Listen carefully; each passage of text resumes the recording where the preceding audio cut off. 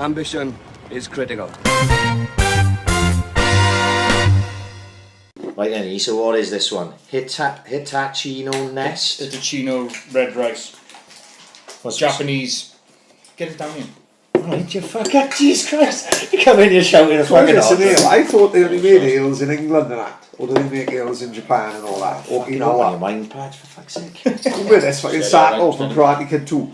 Like, crack that open off, fuck's sake. Fuck, yeah. Sorry, mate. I thought he was going to crack it open with your teeth then.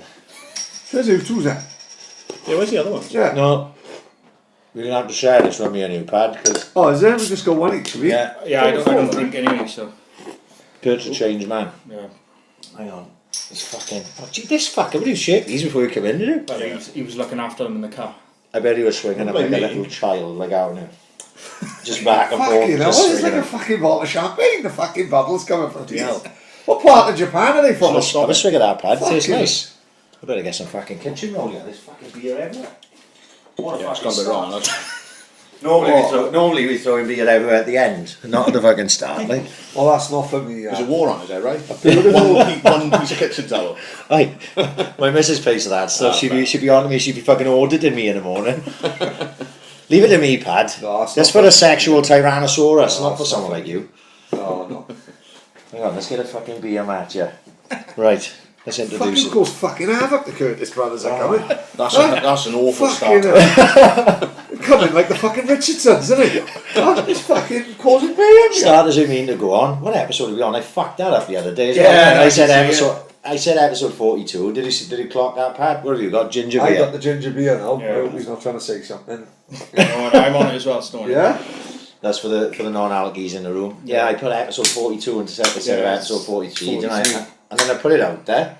Yeah. And I thought, it's too late to edit it now because people had liked it and stuff. And then next thing, it's like a fucking torrent. Do you know what my way again. turns me off his ginger beer? Denty fucking mixes it with rum, doesn't he? Oh, that's when me and Denty got fucking smashed. Mate, fucking put me off it for fucking life. I was spewing out my ass, mate. It's too strong for me. Denty can drink with the fucking best drunk, can he, you know what I mean? He tries all these weird concoctions and all that. Fucking it, you'll give it to on the Glastonbury Sunday. Everyone else is chilling out. Who just What's it wants called to... again? What's the name for it? Rum and ginger beer? Apart from rum and ginger beer. There is...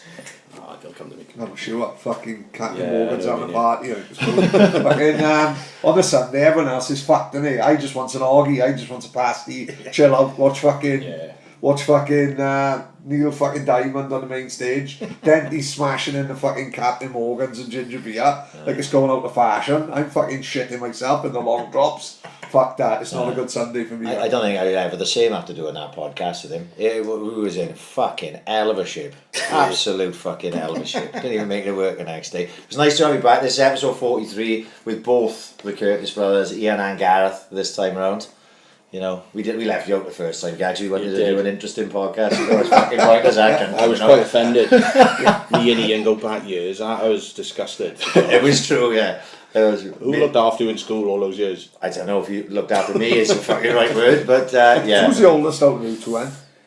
Me, by Bobby. not much for 14 months, I think. Oh, is it? Kurt was dipping his wick straight in. He didn't Yeah. go fuck it. He must have had a hell of a year. Yeah, I'm trying to think. It was around. So I was born 79, April Yeah. 79, and you're June 80. So it was around about the sort of Tosh era. So. Oh wow, no wonder. You can see what's happening there. He's playing Leeds, he's beating them 5-1, he's smashing fuck out the old girl. Then he comes back in, we second in the league, he goes back, smashes Gareth out 10 minutes later. So Kurt was having the time of his life, first division, you know what I mean? I think that's exactly how it went. Exactly. So after looking to sign him, he thinks he's going to be playing with Glenn Cockrell. He smashes another one. Nothing happened. You know, he's having the time of his life. Kurt was. But I'm in between the two of them age-wise. But I was in Gareth's school year, so me and Gareth was bigger mates. Even though obviously me and Ian was mates as well. Well, nice of you to say that now. Well, you know.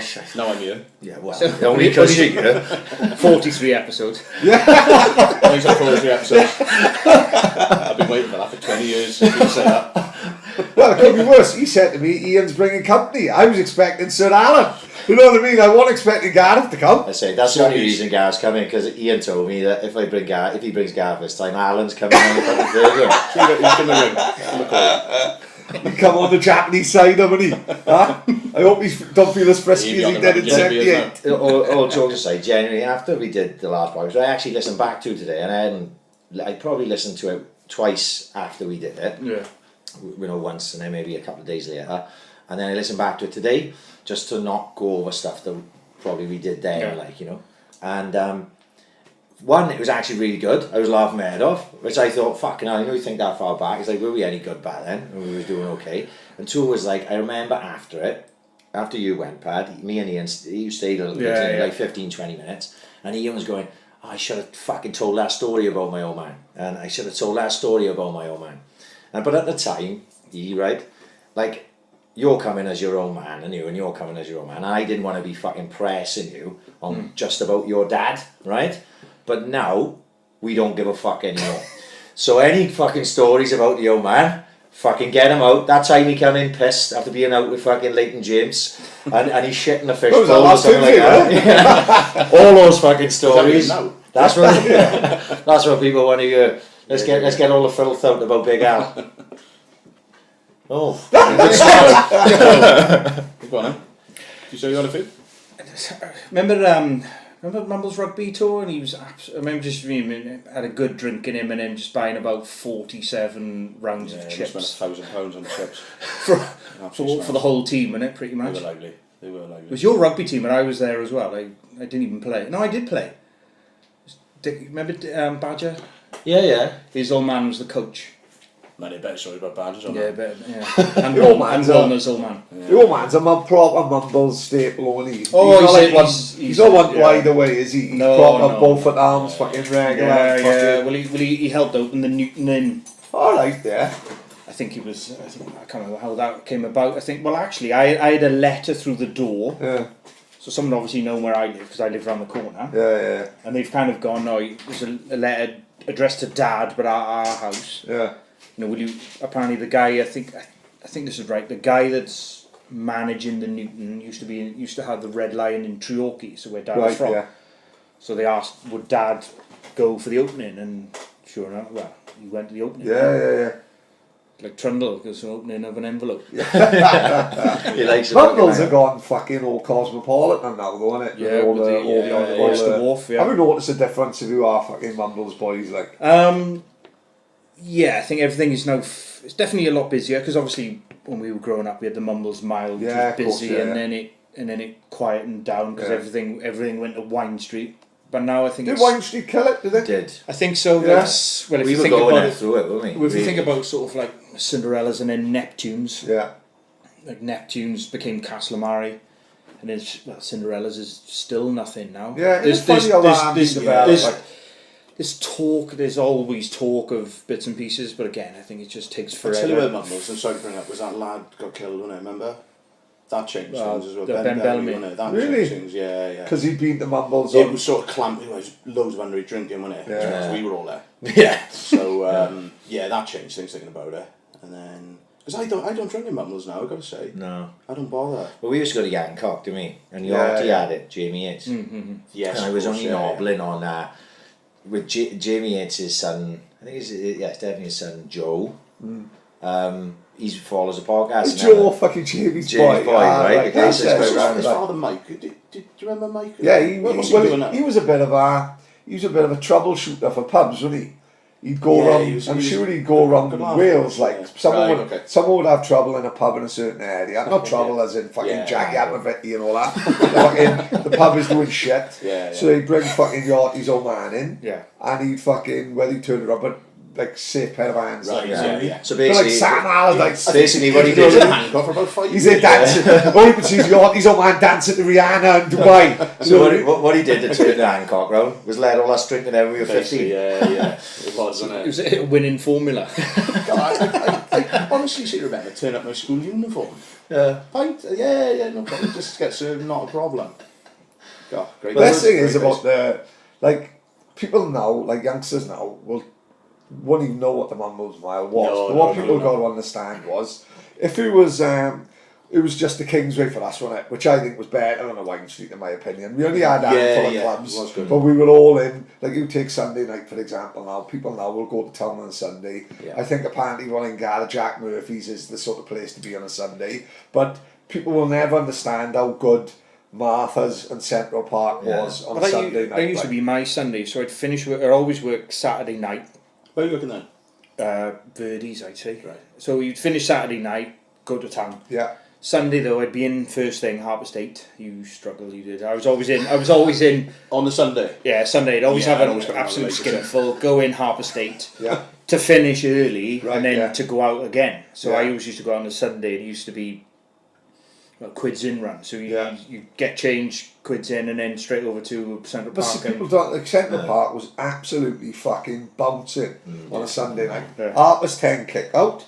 If you working the next day early, then you're going home at 10:30, nice and tidy, ample time to be fresh for the morning. If you're working late, say about 8 o'clock, you've gone to Flanagan's, you're paying your ticket to have sausage and chips, and if you're off, you in top banana till fucking 8 in the morning. Yeah, We're walking round past Littlewoods, everyone's going, my mother's going for breakfast in Littlewoods. I'm walking round with a fucking God is at the end is nice sign on my head because it's pissing down with fucking rain, trying to cover myself. The problem was, I would go to Top Banana even if I was working in Royal Mail at 5 in the morning. Oh, that's And not was, good. We was oh out my at full God. start then as well, Yeah, straight oh my word. fucking hell. Absolutely. I was in some fucking terrible fucking shit. Same as the Mumbles Mile, like, people won't understand the Mumbles Mile. Some of the fucking laughs we had. Yeah. Meeting in the White Rose. I remember meeting in the White Rose and going through the kitchen and walking out with a slab of beef, no pre-Sunday dinner. I was like, like Tom Hanks in Castaway when he makes fire. I'm like, with a fucking lump of beef in my head. What was that? Was it the famous bear? Yeah, it was the Nab Rock when we were Yeah. That was like, further down. Isn't it? There's Yeah, one it's just a on the thing, nursing yeah. home now, isn't it? that was like Yeah, a not nursing proper. home, it's retirement flat. That was like a proper Falaraki fun pub. It was Well, like being yeah. in fucking Well, man. it used to- On a Saturday, the queue to get in there. Yeah, Yeah, I was yeah. say queue out the door. Yeah.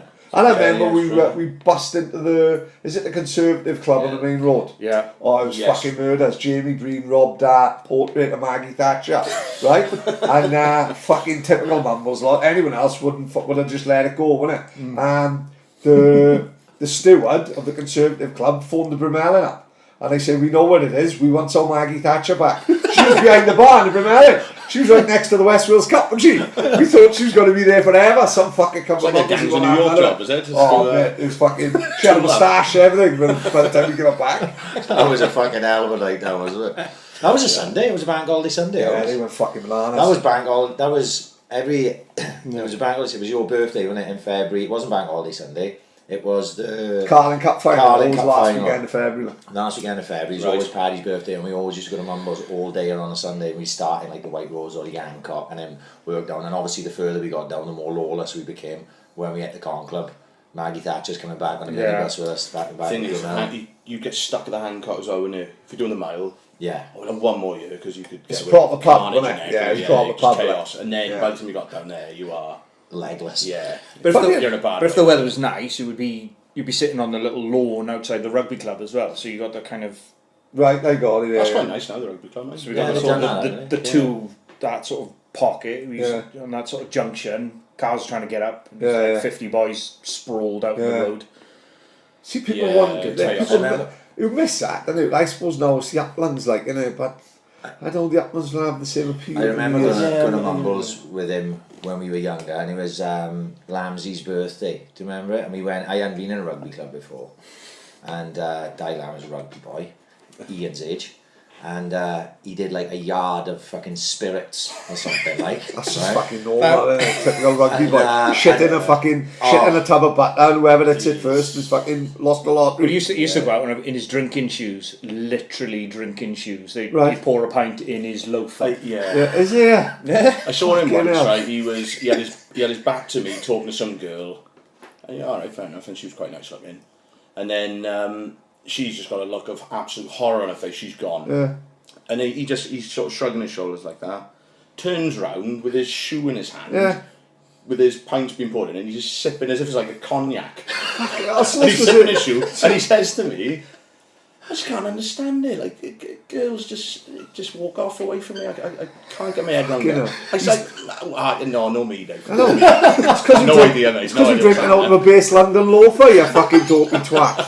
Fucking hell, he thinks it's normal. He was a train wreck, man. He saw him the other day, funny enough. I'll have to tell him, listen. He was in work, he was drinking out of a Caterpillar.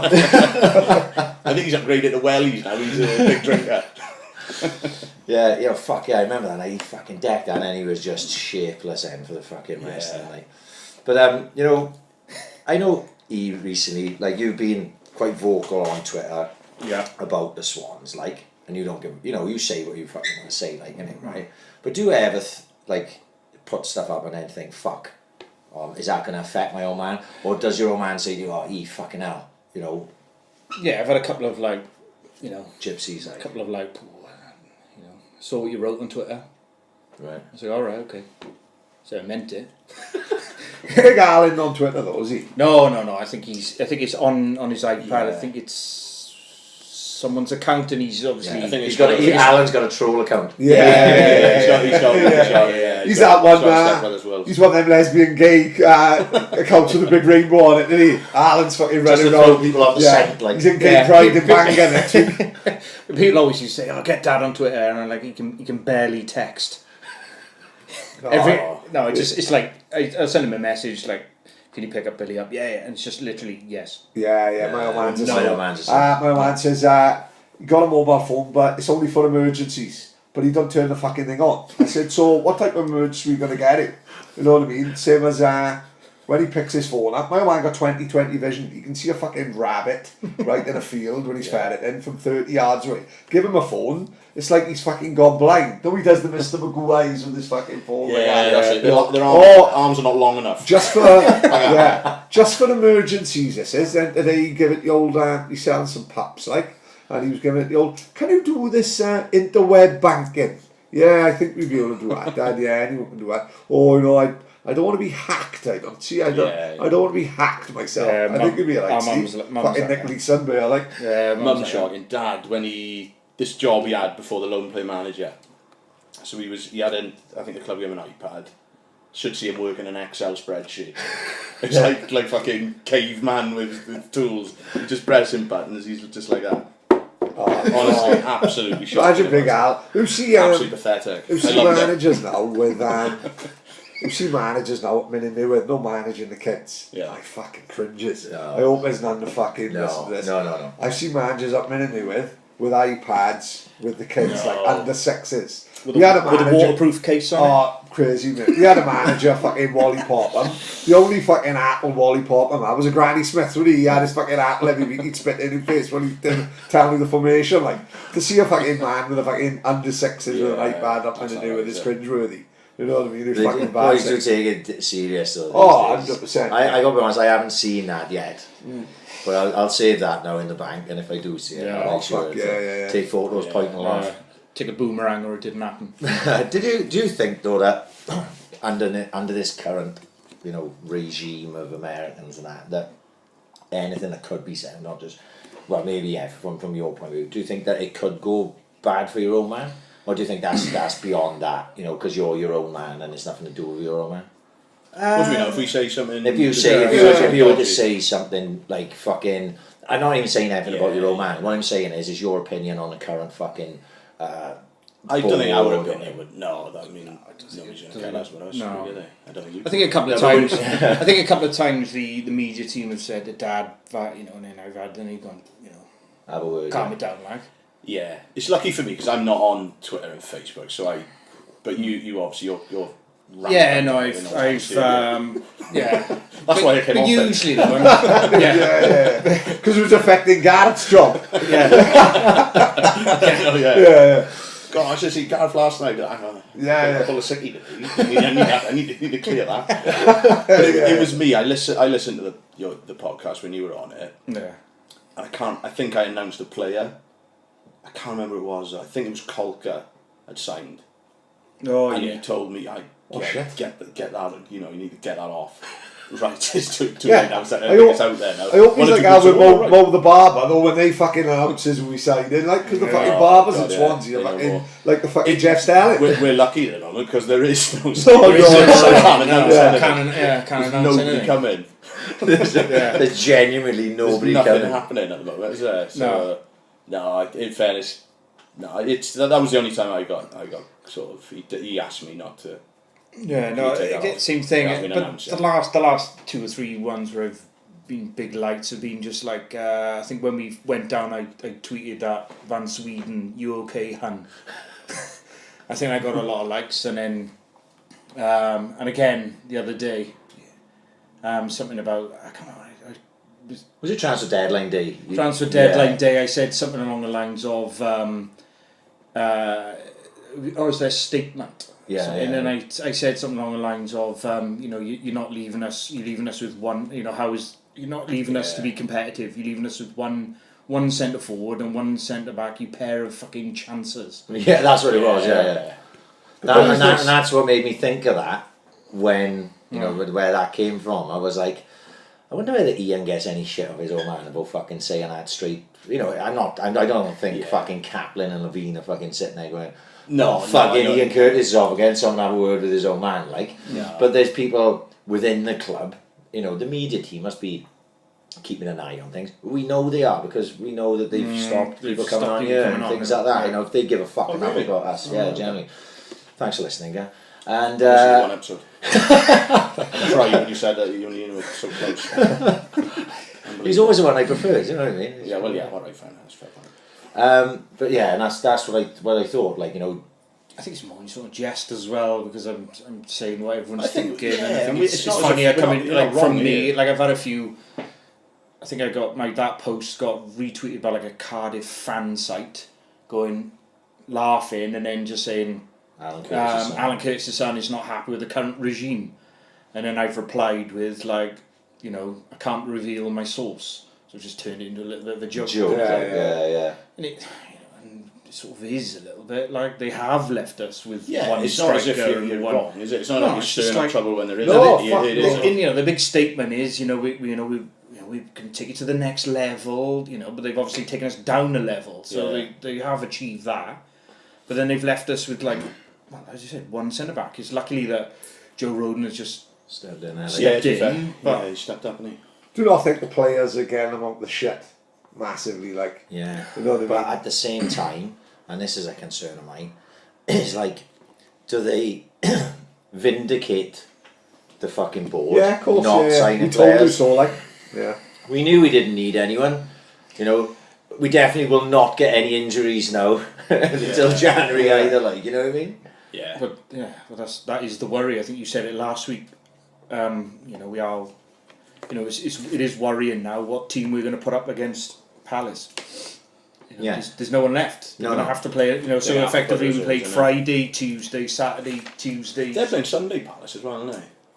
They are, aren't they? Yeah, there's no doubt Palace. But are then They'll put a week they'll- team out as they'll well. probably- So what I mean we is got well- a week, haven't we? Whereas in years gone by, we could put the kids in like everyone else do. Whereas now kids our are kids first are in, playing yeah. fucking Playing now. Yeah. So Yeah.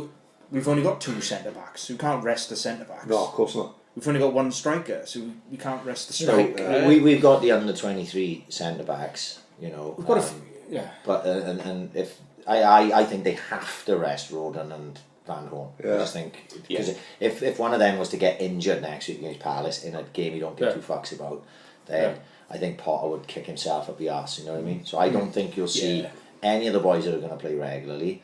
The starting 11 will not play. Well, mate, like 46 games is too It's much for the massive. squad. Yeah, And that's just the league campaign. yeah. So no, if we crash out, I'd be delighted. Yeah.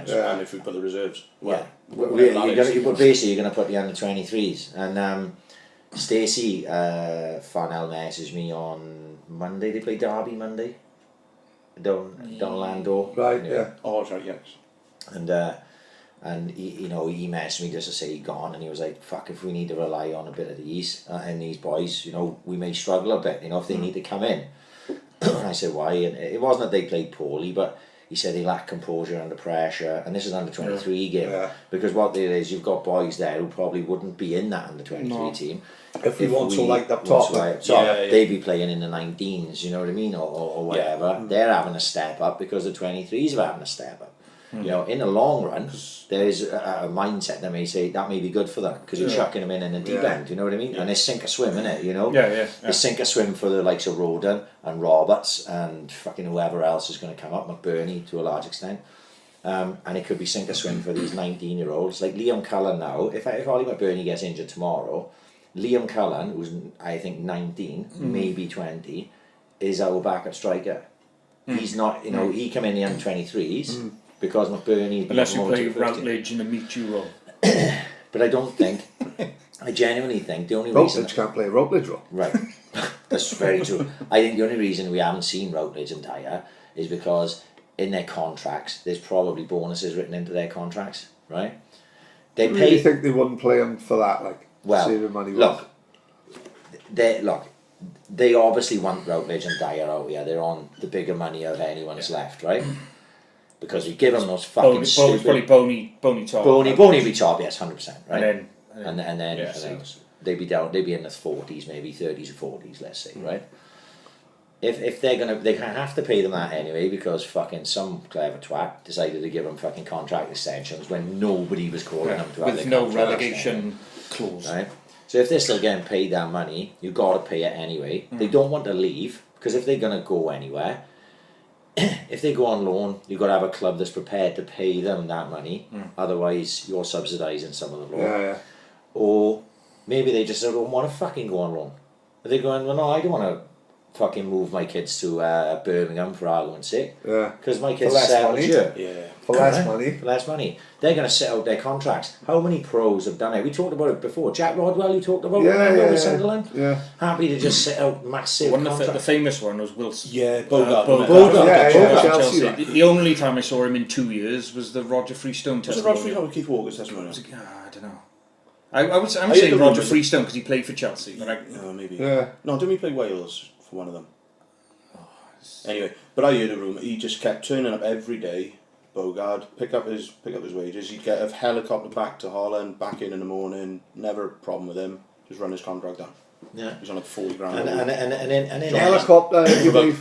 Yeah, well, he could afford it. Yeah, of course. So he there for 2 years or whatever was left his contract. Just run no, it when down he's not and then going to went play. Yeah. So just come, train, just keep fit. Wasted the end of his career, But basically. in essence, this is the same thing. Because I thought to myself, I was watching that Birmingham game on Friday.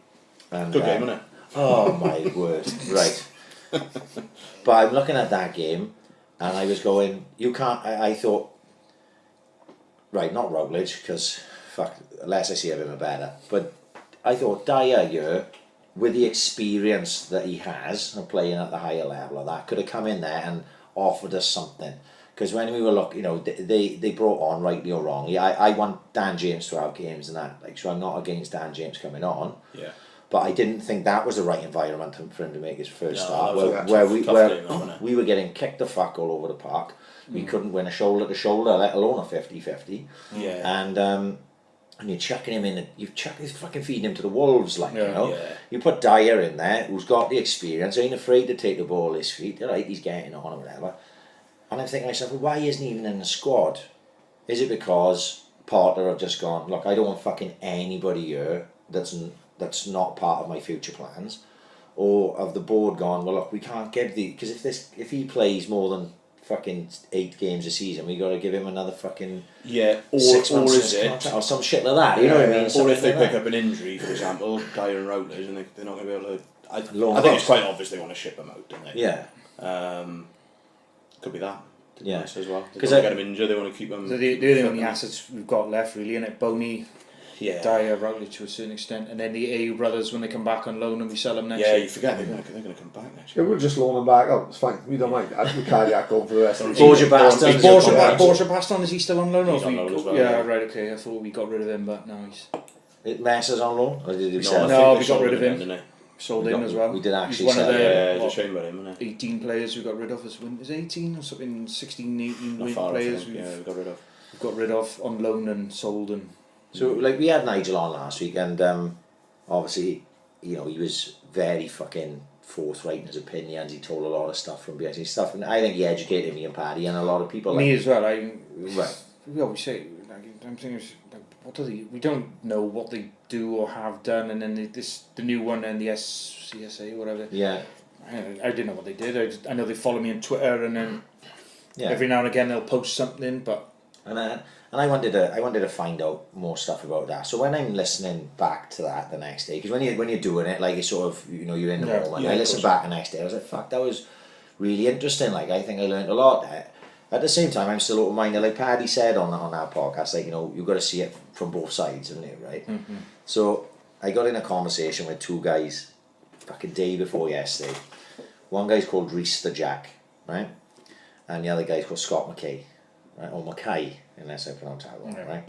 And they were trying to explain to me from the other side, right, of of the economics of what the current board is doing.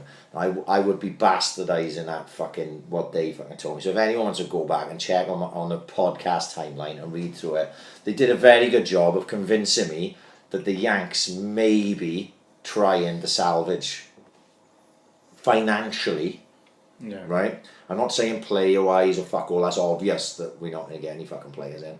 But financially, they're trying to sustain the club so we do not fucking completely go under. Yeah. Right? How fucking worrying is that? How did that happen?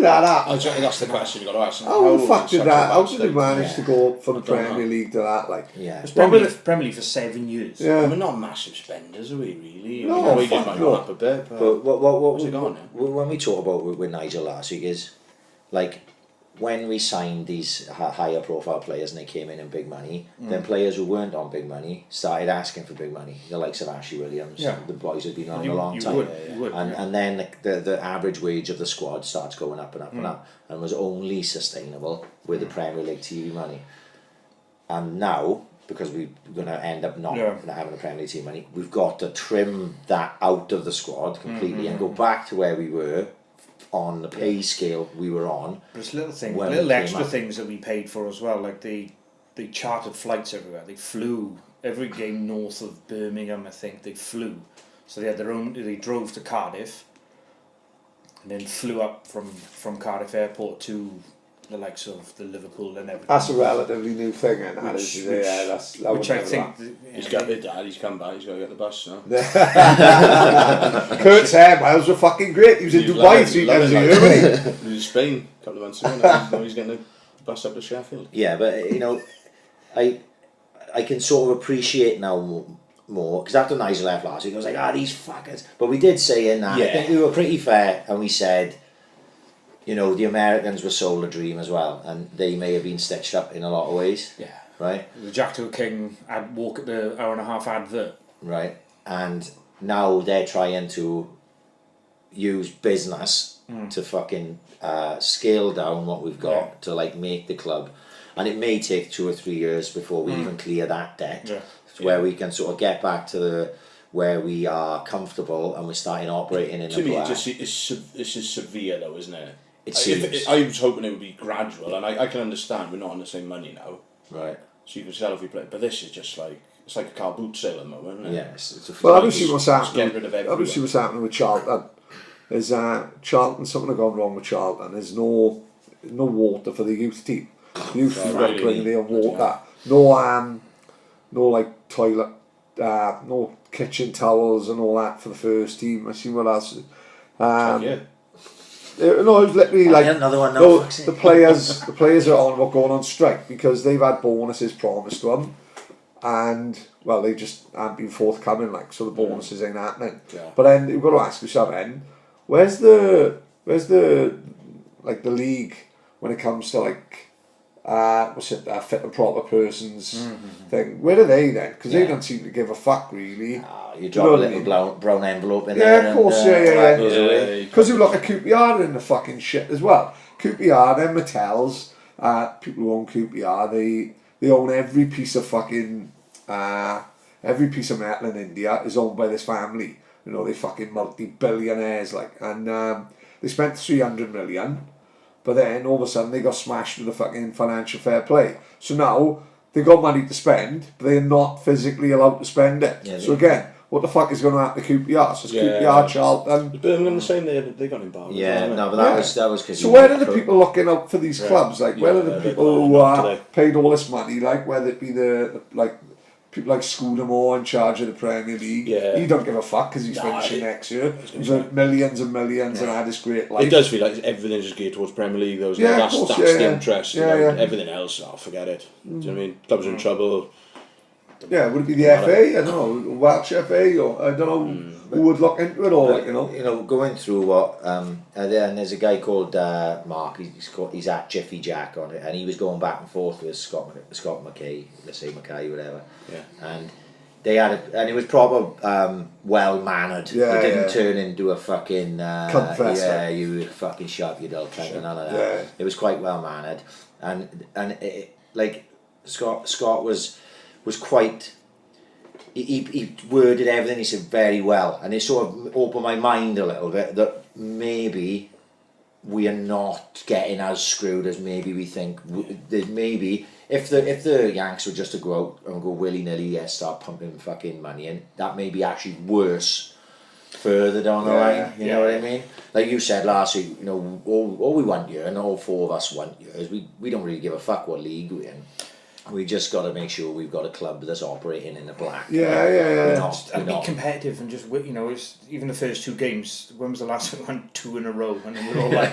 Well, no, have you seen how positive people are? Yeah. Like after last night, we got a draw at home, and people are like genuinely coming away from the ground saying, "Don't, irrespective of fucking the result and where we are in the league now, I fucking really enjoyed that last night." Honestly, I can't remember the last time I enjoyed a game like that. Leeds had a big part to play in that, mate. Yeah, So of they were course, brilliant. yeah. I play with Leeds every week. Yeah. Can we just do that? It's like Leeds are like the equivalent of a family heirloom, innit? You know what I mean? Fucking in the Kurt household, like.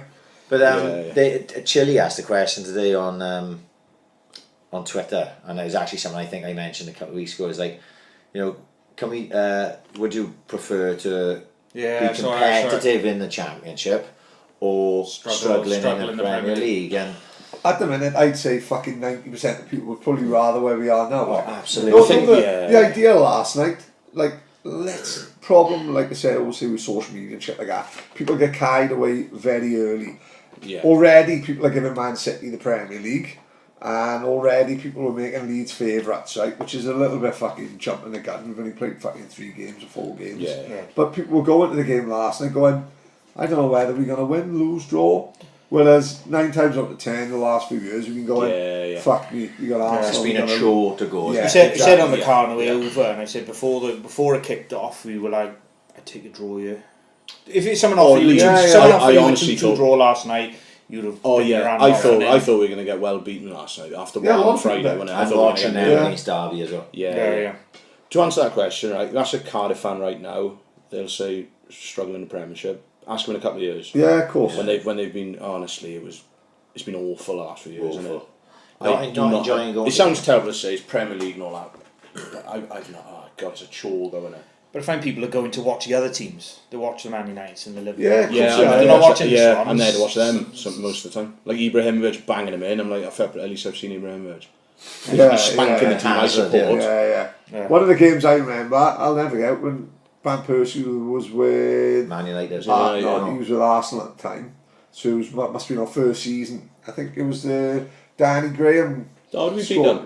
We beat them 3-2, I think. Sigerson's first game. And I was thinking that day, that day I was thinking, Van Persie's one of the best players I've ever seen live. Like everything he did that day was fucking superb. Nobody actually watching a player. So you can miss that sort of thing. Yeah. You know what I mean? Like you're not, as you said, David Silva last year, Man City. I've never seen anything like it. Because before that you'd have to go. I remember seeing Jari Lipmanen for Finland against Wales. Standing top of that. Brilliant, and then obviously then the following Tuesday you're watching Swans getting turned over by Southend. Yeah. The LDV vans, and they got 9 men.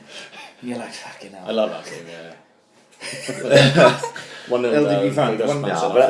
I think when you look at the league, and I look at it like, and the Birmingham one took a little bit of fucking steam out of it, the Birmingham game, because I was like, I really enjoyed the Sheffield United, especially the second half. Yeah. the Preston game, I was there, and I thought we could have been better, but I enjoyed the grit, the determination that was shown. There was fucking committed. It was like, fuck, we get behind these boys. We dragged out the win there. I was going to that Birmingham game, and we play so fucking poorly, and we seem to get. If ever it was men against boys, I've never. That's the game that. I don't think that's the way Monk set up though as well. Yeah, 100%. Because he apparently said he didn't he let the grass. Dad said the grass was a little bit longer. They hadn't watered the pit. They narrowed the touchline as well, which they're entitled to do. Right? They're entitled to do. They just you could tell someone was wrong with the pitch first few minutes, but then you can't hold the ball up or pass. To a man fight and then you've got bigger problems. They fucking threw themselves into every single tackle, didn't they? They threw themselves into every single header. They were physical. Birmingham. Do you know some of the game it was when that lad barged the Soro into the hoarding. That literally summed the whole game up. That day. It was men just large man against a small. There's a passage of play on Twitter, and I think it was like championship and like the heart eyes. You see it, and it was just like head tennis, and it was. Only the Birmingham players head in it, and we were just getting every single challenge bowled over. They got knocked over on the floor. But we're going to have games like that this year. And it was a 0-0. 0-0, and we still picked up a point away from home on Friday night. I think there will be teams, and especially teams that are close to the bottom and are using their physicality. They will just look at the Swans and go, fuck playing football with them. It was different with Leeds last night, and actually Nicky Fan called it. I saw Nicky Fan talking on Twitter yesterday, and he said, it was like, it'll be more of a football game this year, and it will suit us. And it fucking did. We did that in the Premier League though. We played better against the better teams, and then we struggled against. Remember that? I think we'll be good. We'll be good at home this year. Away there'll be more Birmingham. That's what I think this season pan out. Didn't miss a trick not being able to get Bielsa. Maybe you know more about that. Was he ever? I don't know much about. No, but Dad wasn't as involved then, was he? No. He was doing the lone player stuff, wasn't he? Right, I see. That's the time. I'm assuming. He doesn't speak a word of English. I think that was a problem, wasn't it? Yeah, I think they didn't get stung with a similar thing with. I know Paulo Sousa spoke English, but I think they kind of shy away from real outspoken. Yeah, outspoken managers. Right, from what I gather as well, I don't think he didn't know who we were. Bielsa. Really? I think so. Yeah, from what I heard, and that was a bit of an alarm bell, wasn't it? Yeah. Sorry, give it that one. Who have you come from? So I don't think it ever. I think they had a meeting and that was about it. I think that's as far as it went. Did you want man like the loan? What was his title? Lone player manager. Lone player manager. Yeah. I'd say it took him because just to bore you, I'm living with Dad at the moment. Right. Yeah. And back and forth with Mrs. Mother because we're same house. Yeah. So I was living with him pretty much when he was doing it. Well, no, sorry, I moved back in when he was doing it. I'd say it took him. How long did you do it for? A year, 9 months maybe. Something like that. No. It was January. They canned him. End of that season. Season and a half then, wasn't it? Season and a half. Yeah. I'd say it took me about 6 months to suddenly realise I'm not going in every day. I don't think he enjoyed it for 6 months. Really? I don't think so. No. What? No. So it's from going in every day. Right. Okay. Some might say this is a brilliant job, but it's from going in every day on the training pitch and all that to suddenly you're in once a week maybe. Once every 2 weeks to do a quick meeting. Excel spreadsheet was a killer for him. That took him 6 days though. That was his only friend. So he took Billy out. But then once we loaned a few players out to Spain, I think he enjoyed it. He had a couple of trips. Yeah, did a few jollies. Because I think Northampton away wasn't quite the same as Malaga. He's in Tiki Beach doing a gram of me out on ask fucking. What's her name? Fucking not Sexy Barbara, he's asking Sticky Vicky to do the spreadsheets for him. Yeah. Sticky Vicky, Alan Curtis, and a Sexy Barbara. I never understood why Sticky Vicky's daughter was called Sexy Barbara. There's hundreds and hundreds of names she could be called, and she called her Sexy Barbara. Kurt, Sexy Barbara, Sticky Vicky. Vicky's pulling out the razor blade. Alan's pulling out the flag from fucking Sexy Barbara. Fucking hell. And she's pulling spreadsheets out from... I went when I was with my ex-missus, I saw them all, and I saw this guy called the Matador as well. Fuck. You should see the surveiller on it. Yeah. Oh my word. Like the guy on WhatsApp. The fucking... Oh yeah, the black guy. So what is the Matador doing? Well, he basically playing fucking... the red fucking... what's that called? With his knob. Oh fuck! Never. His knob is the bull. I don't mind. I hate matadors. I fell off a bucking Bronco dressed as Yelk in my stag do fucking years ago. I had to go up to the You've lived a hospital. great life. I had 12 stitches. Fucking hell. I was in A&E in Gateshead, dressed as Yelk. How did you do it? Big gash on my head. Fell off a bucking Bronco. All the nurses are taking a piss up me, calling David Banner and all that fucking nightmare. All the nurses saying to the porter, don't make him angry. Back to last night's game, I when I saw the original team, I was like, oh, for fuck's sake, we were inviting pressure here, but it didn't actually line up the way I imagined it, because Connor Roberts played much wider, much further forward than I fucking expected. Connor Roberts is great. Everyone loves Connor Roberts. He's coming up with Tommy Atchison quite fast. It's like Ben Davies syndrome, isn't it? Just when he came in, he was just brilliant. It's just sink or swim, and some people just take to it. Just take to it. But like Norton was the one for me. I was like, for fuck's sake, right? And you know what I mean, he's a bit up and down last night. I don't think he was brilliant, and I don't think he was fucking god awful as some people were calling him on Twitter. But do you think that there's a part to play for him this year, seeing as it's obvious no one's going to fucking take him now? Carl Norton. Yeah. At that level? No, I think so. I think so, yeah. He can play centre half as well, could he? Kyle, but more than a three, is it? It was more of a three, isn't it? I mean, if you're picking your first team, you got to go Rodon now, haven't you? Well, in fact, you can't pick anyone else, can you? Because you don't have anyone else. You know that's it. Olsen, Roberts, Van der Horn, I guess, has been brilliant this year as well. Apart from last night, that one. We were talking about the car. He should have just rugby tackled. Yeah, that's right. Yeah, he should have hit him into the fucking. I think he'd already gone though. The move is not to fucking dive in there on the halfway line, miles away from anything. Just. But it was 3 mistakes in one goal, mate. Like Rodon, it's gone through Rodon's legs. Like also was a bit leggy at that point as well. I mean, I think he put so much into it. You just make mistakes then, didn't you? So. But I was just wondering, like, you know, if Norton's not going to fuck off, which it doesn't look like he's going to do, you know, is he a viable fucking option? I think so. I don't know if he... But that worked quite well, actually, the three with the two wing-backs. I thought that was it's obvious, if you're going to play 4, he don't get in, because no one Trundle ain't getting ahead of our corner, no? Right? No, Trundle, Britton, Tommy Hutchison, Terry Phelan, they all fucked. Ivor Old Church. I pick Leon Head. Ivor Old Church could be dug up like that fucking the wife in the staircase, and he could come back from the dead, and Ivor Old Church still be sub behind Connor Roberts. Yeah. I'm telling you, right? You know what I mean? So Connor ain't going nowhere. So if we've got a 4, Corner starting, if we're going to go for a 3 and pushing Corner up, then he can gladly do a job there then as a 3 when he rode on Van der Horn and Norton. Yeah. Fuck, in the championship. I think people are going to have to open their minds a little bit to that, aren't they? Do you know what I mean? The fact that, you know, because of where we are squad-wise, regards how short we are, that no one's going to get games. Everyone knows that fucking, as soon as we go relegated, within 20 minutes, he's fucking knocking the door, putting a transfer request in. Yeah. But if he goes on a fucking 2-month run when he's fucking brilliant, we'll soon forget it. Yeah. Ryan will soon have posters up by with Norton on, you know what I mean? Pulling the darts out of him. Next to the Routledge one. Yeah. I'm telling you, we are fickle as fuck. I know, I'm probably one of the few. I don't. A lot of people hate him, and I can't know one. I don't. I think he's just okay. He's just 6 out of 10 plodder. Never any worse, never any better. That's the problem for me. I felt his attitude at times. He so obviously, especially towards the end of last season, he so obviously did not want to be there. Like at the end of the season before. Where we stayed up, you know, with the run of games at the end. I thought he was excellent. Like he really sort of seemed like he was fucking. He scored in Sunderland.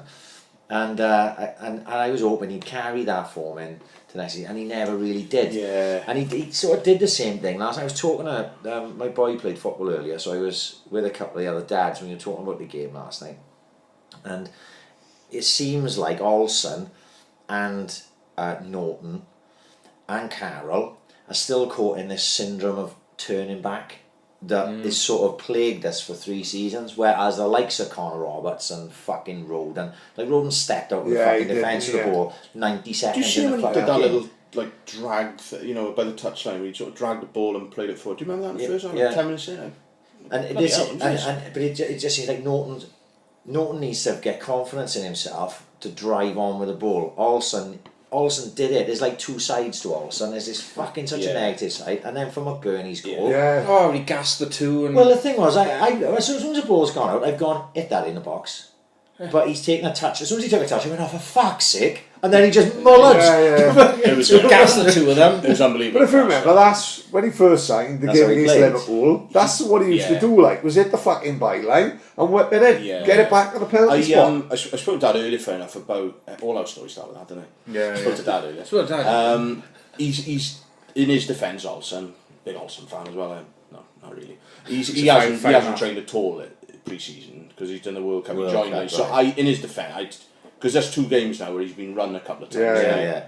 I don't think he's not fit at the moment, but I do agree with you. Yeah, they do tend to go back. Maybe that's what Potter will instill in them. Yeah, is the confidence. You know, because whatever's gone on the last 3 years, but everyone kept turning back. That seems to have gone from a lot of the squad we have because they don't seem to have been poisoned with it. Yeah. You know, if Norton can start getting his head down and going forward, and Olsen can start getting his head and going forward, and I think I'm going to get to Tom Carroll in a minute, but he may be a lost fucking cause. But, you know, maybe Potter can fucking turn them around to where people are going, I get the impression Norton's. We've all played football to whatever level, and you get some lads who are just very quiet, and if you come on, you talk them through and all that, they pick up a bit. I think Norton's that sort of player maybe, and there's no one there doing that, is there? Last year there were no leaders there at all. Right. So hopefully then, I'm not saying there's leaders there now, but Van der Horn for. And there's actually a bit of feel good at the moment, picking up results as well. I think Norton, there is a role for him somewhere. Whether he starts, right now I don't think so. But I think Rodon could, he's not going to, I doubt it. He'll do well to keep this up. Oh, Rodon. So he'll have a dip. It looks like Rodon's playing better and with more confidence every time he steps on the fucking pitch, mate. He was at Cheltenham on loan last year. I think Dan went to see him coming. Did all right in fairness and all that. But to suddenly now he's been absolutely brilliant, to be fair. Yeah. Who's Cheltenham's version of Sticky Vicky then? Do you want to say? Or you want Mike? They got Kurt Ugly down there. He's on the bar. That's got to be Kurt's worst one. Where we go this week? Valencia, Istanbul, Buenos Aires, Cheltenham. He timed it with a fucking festival, didn't he? He was 100%, down there at the same time as a race, isn't he? Kurt struts in with his curly hair and his tweed jacket. He's loving it. Curly mullet. Yeah. I'll need 4 days at Cheltenham. Him, Alan Brazil. Rodon texts him, I didn't come to see me out. He just gives it the old yes. And then fucking Kurt's here, rocking up with Sticky Vicky and Sexy Barbara at the Guinness Lounge. Yeah, his shirt's covered. He goes to watch Rodon play with Cheltenham in the evening. His shirt's covered in Guinness. Yeah, he's fucking steaming drunk like the old outfit. He got razor blades tied around his neck from Sticky Vicky's fanny again, isn't it? Unbelievable. Sticky Vicky. I think it was one of the first weekends he did the loan night player manager. I think we were actually beating Liverpool at Anfield. Right, yeah. It was Llorente in the last 5 minutes, and then I think Dad was like Rotherham Barnet. Yeah, man, no way. There was a change. There was a change in a week. He not long had the old tin tack. The old Spanish archer, didn't he? But again, then he's had a couple of, then he's been out to Seville 2-3 times because obviously you had Rocky Mesa was out there, you had Jordi Amat was out there, and I think he even went out once to see I think it was Real Betis against Getafe. I think it was in Seville. In Seville, but Montero was playing for Getafe, so he was 2 birds, 1 stone. But I think the first time he went out to Spain, I think the game had got moved, but no one had told him. So him and his missus are sitting in a bar, tubing. Right, people walk past in scarves. They've clocked sort of people. Hang on a minute, there seems to be sort of. No, I think he's moved from a Sunday to a Saturday. Right. So it's Saturday now. He's in a bar. He's having tapas. And then he's sort of gone. There seems to be a lot of movement. I think there were lads with scarves going past. So then I think he's gone to Claire and he's gone, like, do me a favour, have a check the thing. Because he doesn't know how They've to. gone, because he doesn't know how to. Yes. So he's checked, and then I think she's checked, and they've gone, oh god. So they've had to like check, please, change, and then watch the game half cut. So and then he had a day off on the Sunday, then so back on. Every cloud. So fucking hell, done so Yeah. No, what is his role now? Back as like assistant manager or coach or what's his role? Job, you've got Graham Potter. I'll probably get all their names wrong now. Billy Reid. Right. There's another guy, Kyle something. So I think Graham Potter's got his team, and then he's got Dad back. He's just it's just a bit of a feel-good factor, I should imagine. Every time anyone wants us to flex stuff, bring Kurt back. And he's the link between the players and the coaching staff. Yeah, so of course. Because they're brand new. You've seen all the videos. I think it was like the first day of training. Yeah. They put it on Instagram or whatever, and like you had Boney coming in, and the first person he saw and then hugged was Dad. And then, of course, I think there was one on last night, the Instagram stories. I think it was like Pablo Hernandez coming in and Dad was in it, and it was just he just seems to be that kind of He's the one everyone loves. I think. I think what we find in it. Your father wouldn't strike me as someone who, say, Porter and all them come in now. They wouldn't be the type to think he's a backstabber or jealous. He literally comes across as the fucking such a fucking nice guy. They'd be wrong there. Any misconceptions they'd have about, like, sometimes it could be in football, people always after someone's job. Like, I used to like, did it? I can't remember which manager it was.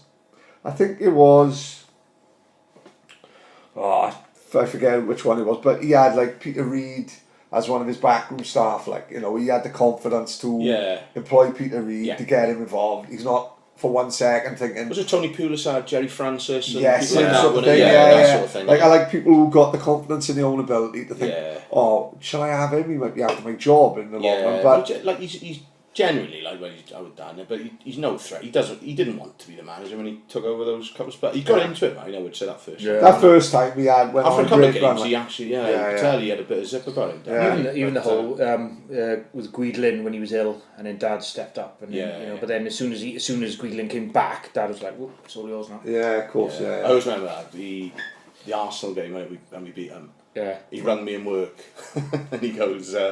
Fucking hell, look at this. Guidlin's picked the team, and look at the team he's left me with here. And if you look at that team sheet, we had, who did we have? I think we had Kingsley started, he put in all the reserves. But I think we had something like Norwich on the weekend. I remember the game. Dad's like, he's fucking stitched me. I think I talked to you told me about Dad, that. So, like, he's like, Guidlin, honestly, look at the team, he's put me out here, he's ill now, I got fucking, we're going to get it. And he's almost like, we're going to get hammered. And I said, Dad, just get through it. You're not manager. Don't worry about it. Just keep the score down. Basically, that's kind of what I said. He said, look, we'll try. We won 2-1. So I texted him then. Said, fucking must have been our pep talk, Al. Got the boys going, and he was like, fucking, I don't know how we've done this. So he's like, but I'll take all the plaudits. Don't worry about that. It was always great seeing Kurt on Match of the Day, wasn't it? When they interviewed the two managers, it was always great seeing Kurt. Huh? It's like he'd won a prize. Yeah, it was always like great.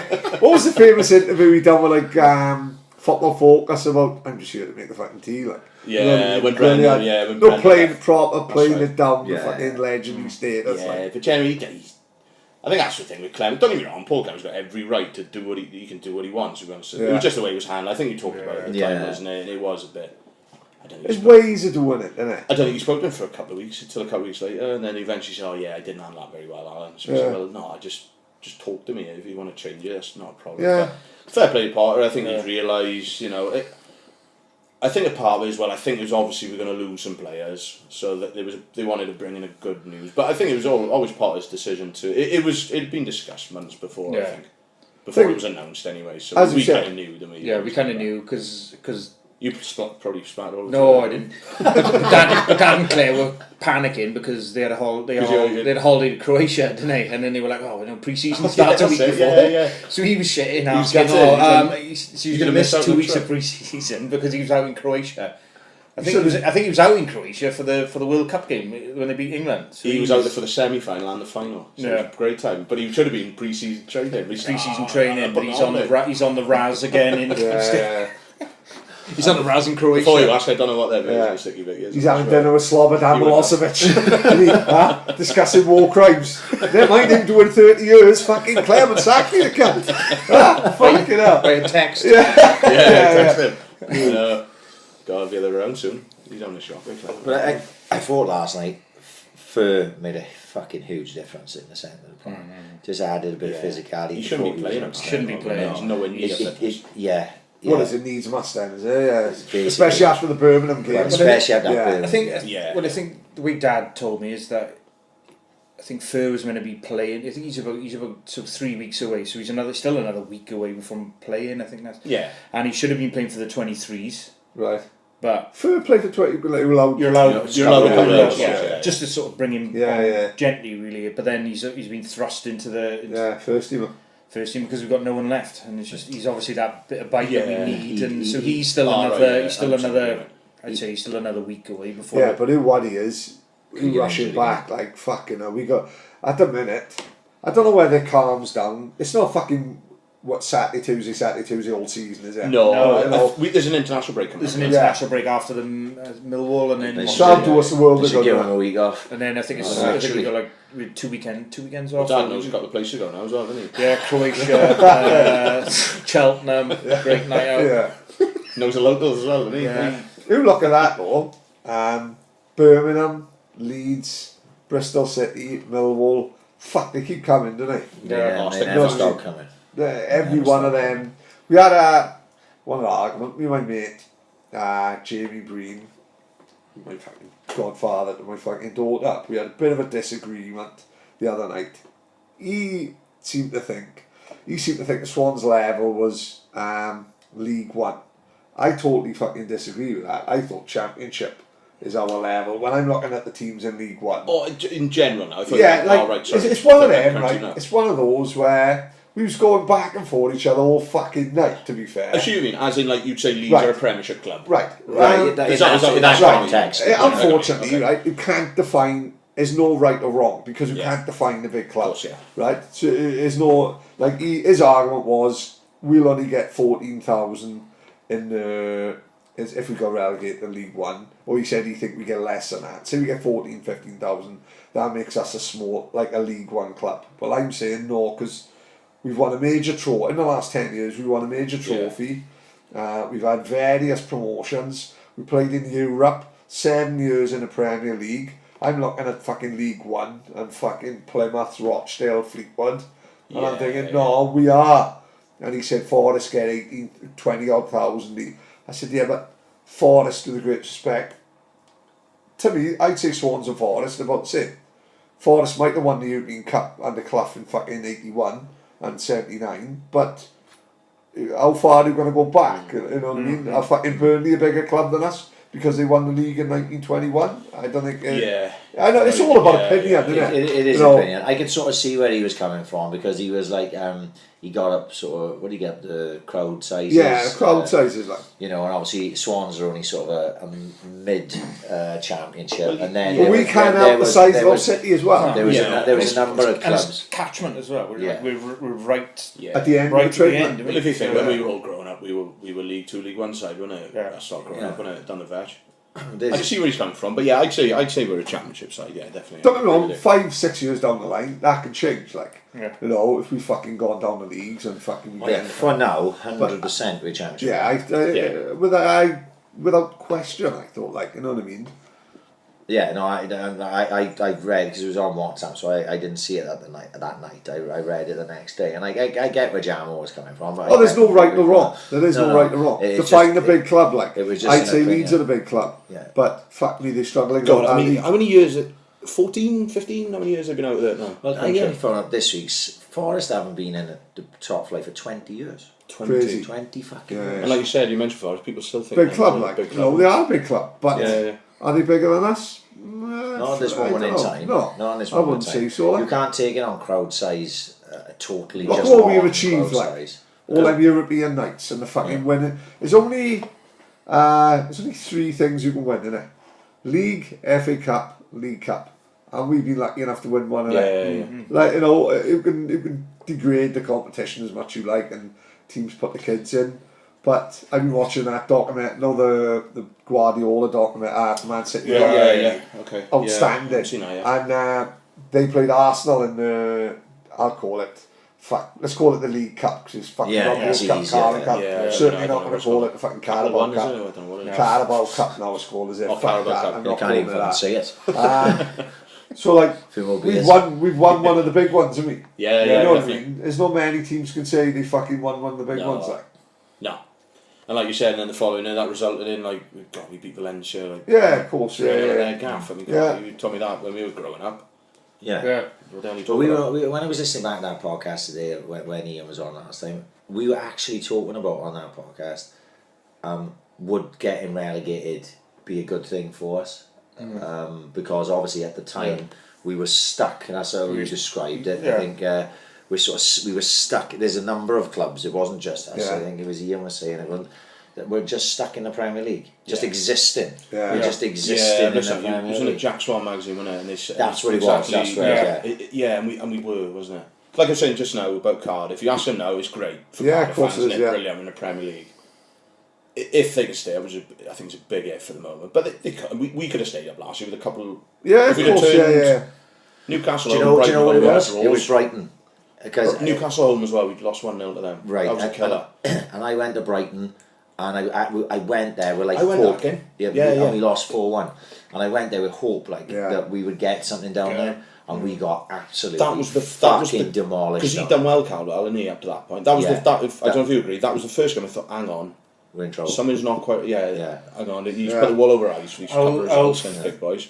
When was the replay against Spurs? Was it replay? I didn't go that way, but he put the. That's didn't go for it, did he? I remember watching it. That one turned us from going winning mentality. He dropped such a clanger. That was a quarter-final. We were buzzing going into that game. We had a good spell. We were on a good run of form. Just killed the momentum. And he just played a shit side. And what did we get? We lose about 3-0. But we were like non-existent. All of a sudden, then we goes back into the losing mentality. Then well, that just kicked off a bad run. And that's what happened in that Brighton game. Oh, you done there, were you? Yeah, I was done. You left the weekend as well. No, I saw you. God, I just remembered. I clocked you. You were with your boy. Oh yeah, it was my boy's birthday. You were a couple of rows in front of me, weren't you? Yeah, I went down on the Parkman Chris bus. So that's why I was down there. And I hadn't thought about that till this week, and I was like, fuck yeah. It was that Spurs game. I was right. The Spurs game was first, then Brighton came after. Yeah, that's the first. That was the game I thought. Hang on, no, you know what I mean? But now I look at it, and now the dust is settled and we're relegated, and I'm like, oh, fucking hell. This would be much better this year. You know, Chris, Chris said to me, he said, fuck, you'll enjoy Championship much more than you enjoy Premier League. Because, you know, you will be at the level. Yeah. That's the level. We were Championship side playing in the Premier League. Yeah.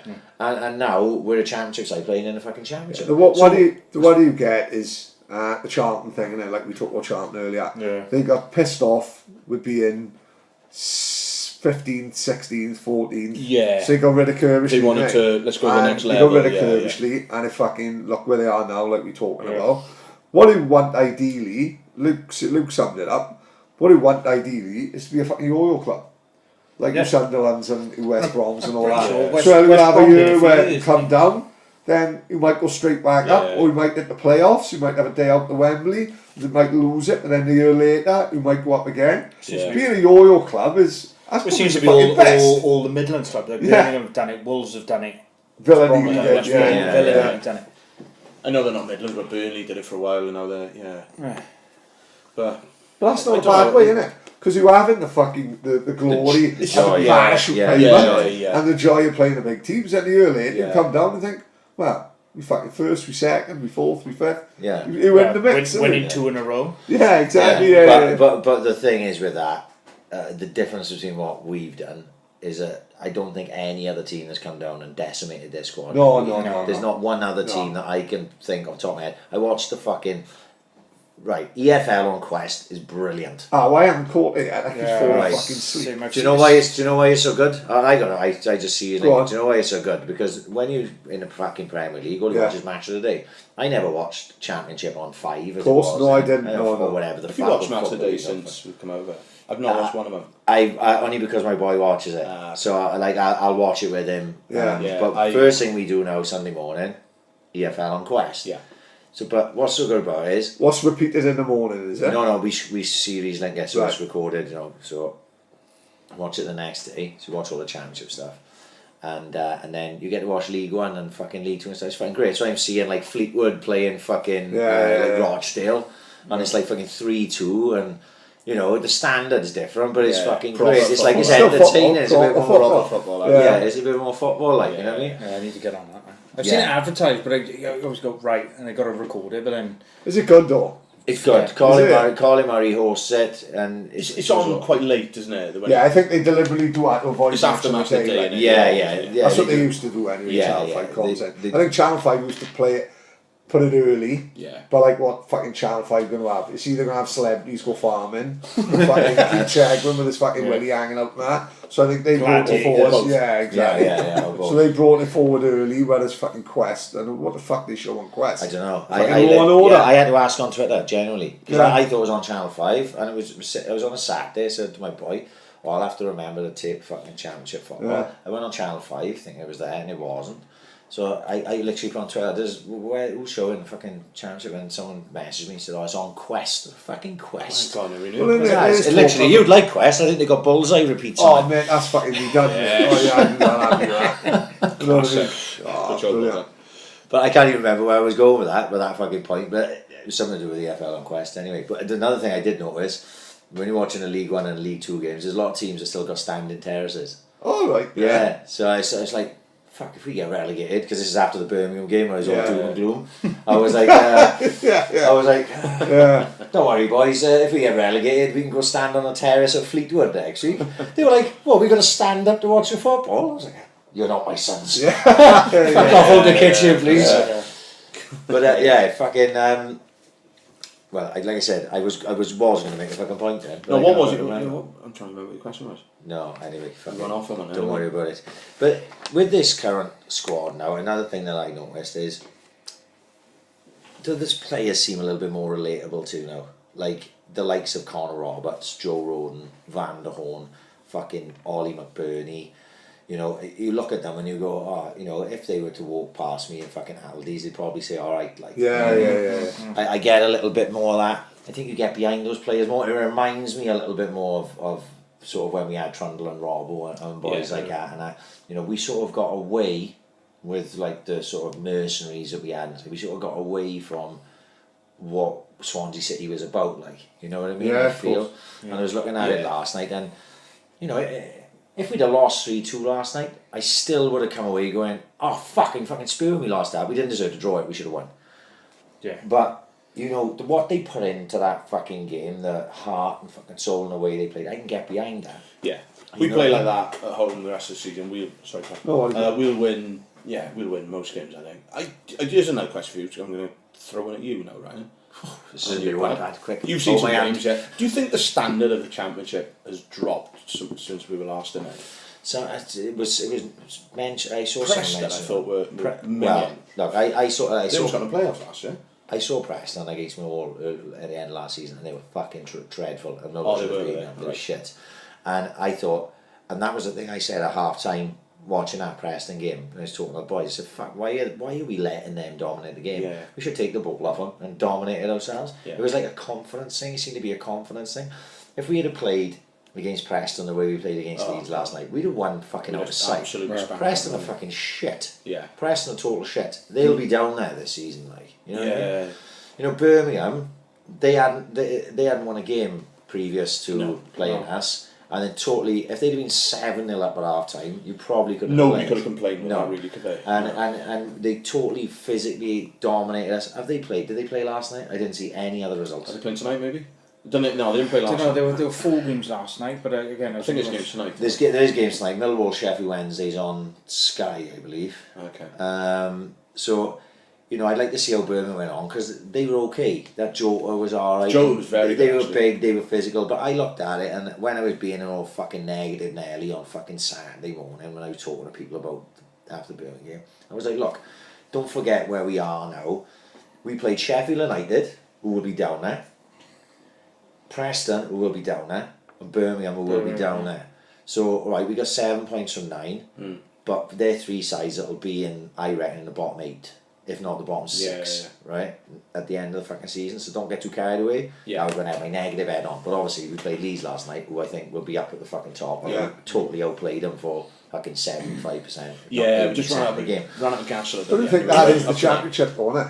It could Everyone very could fucking. well. I just think Well, no one would have predicted that, would they? Yeah, I think Birmingham to watching us.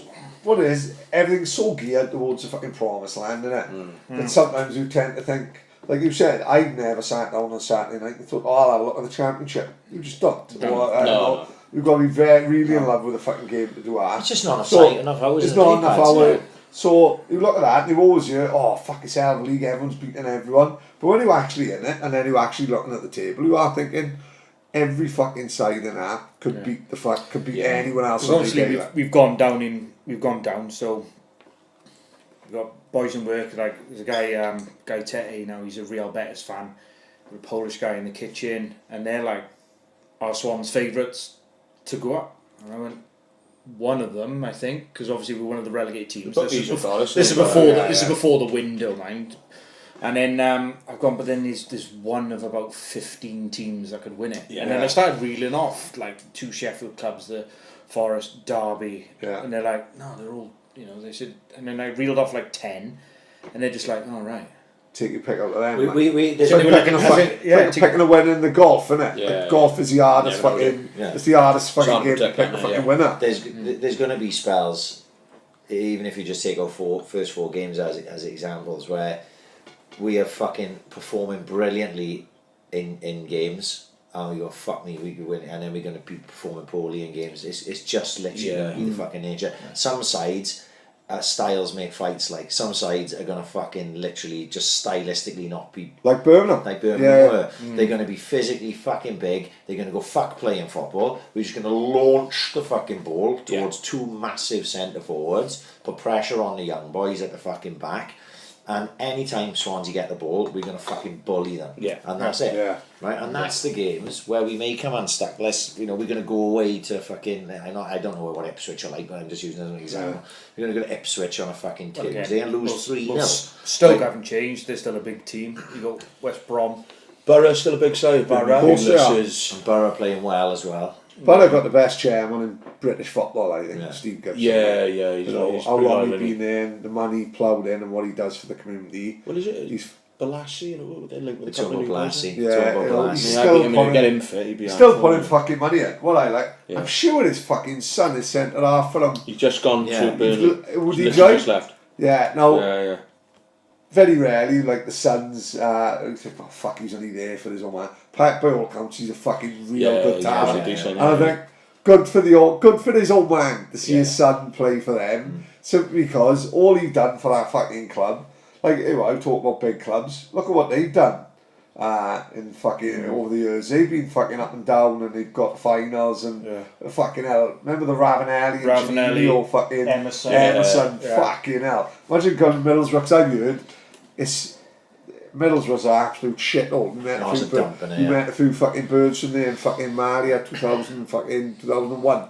And they reckon it's the biggest fucking shithole ever. They reckon there's nothing up there. The ground is in the middle of a fucking like an enterprise zone full of fucking fog and smog, and it's supposed to be fucking hanging up there. It is, fucking terrible. It's supposed to be right. So look what he done for that city, like, and for him to have his boy play fucking. Can you imagine he didn't actually want to sign for Burnley? Like say Burnley and Leicester were in for him, and they're sitting there having fucking Sunday dinner, and he's going, "Look, lad, I promise you, I will not sell you to Burnley, right? Leicester and them have offered the same money. I guarantee I won't sell you." Gets a phone call. Hello? Oh, an extra million? Pack your bags, lad, you're going to fucking Burnley. Surely, give him an extra roast potato, for fuck's sake. Sweeten him up with it. And he's out the fucking door like that. Cheers, Dad. When you trade, he comes back, you change the locks. Yeah.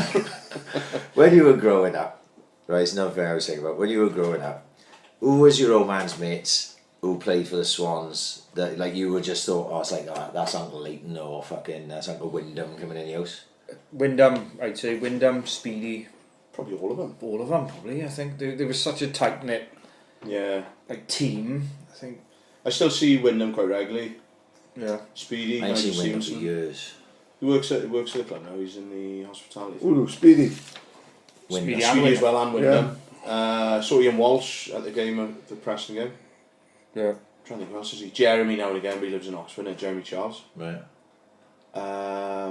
Do they all ever meet up? Robbie, obviously, but he's passed. Do they all ever meet up? I think so, yeah. I can imagine. They do. I think every time Jeremy comes down. I remember Jeremy comes down, they'll arrange. He's funny.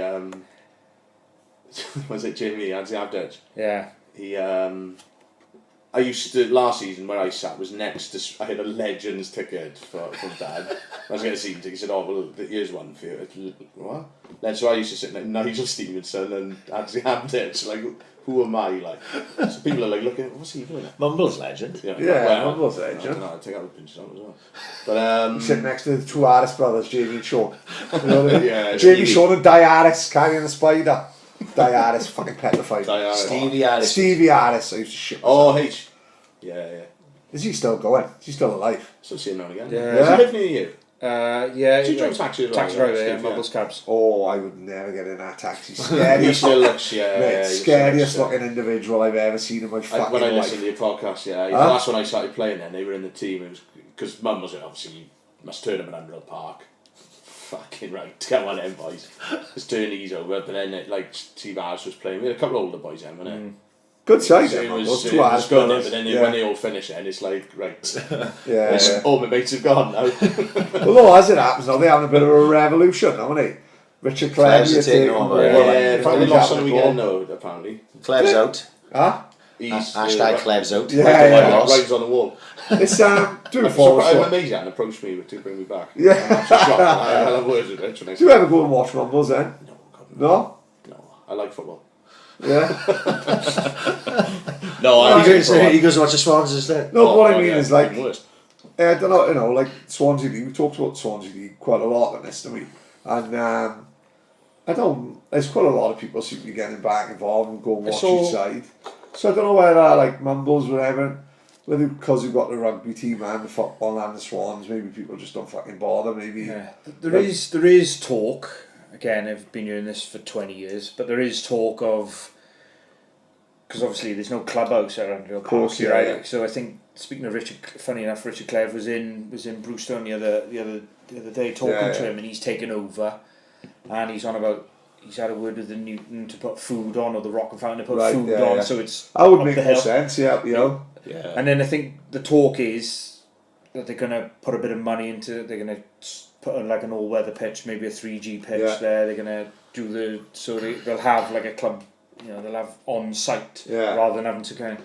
Oh, yeah. There's talk of like getting them up to the Welsh League, but but that's fucking a lot easier said than I got to done. give you a pat on the back, Pat, because I genuinely think I was thinking about the weekend, right? I think you and the Saints are starting to G boys into getting back in the club fucking spirit, if you know what I mean.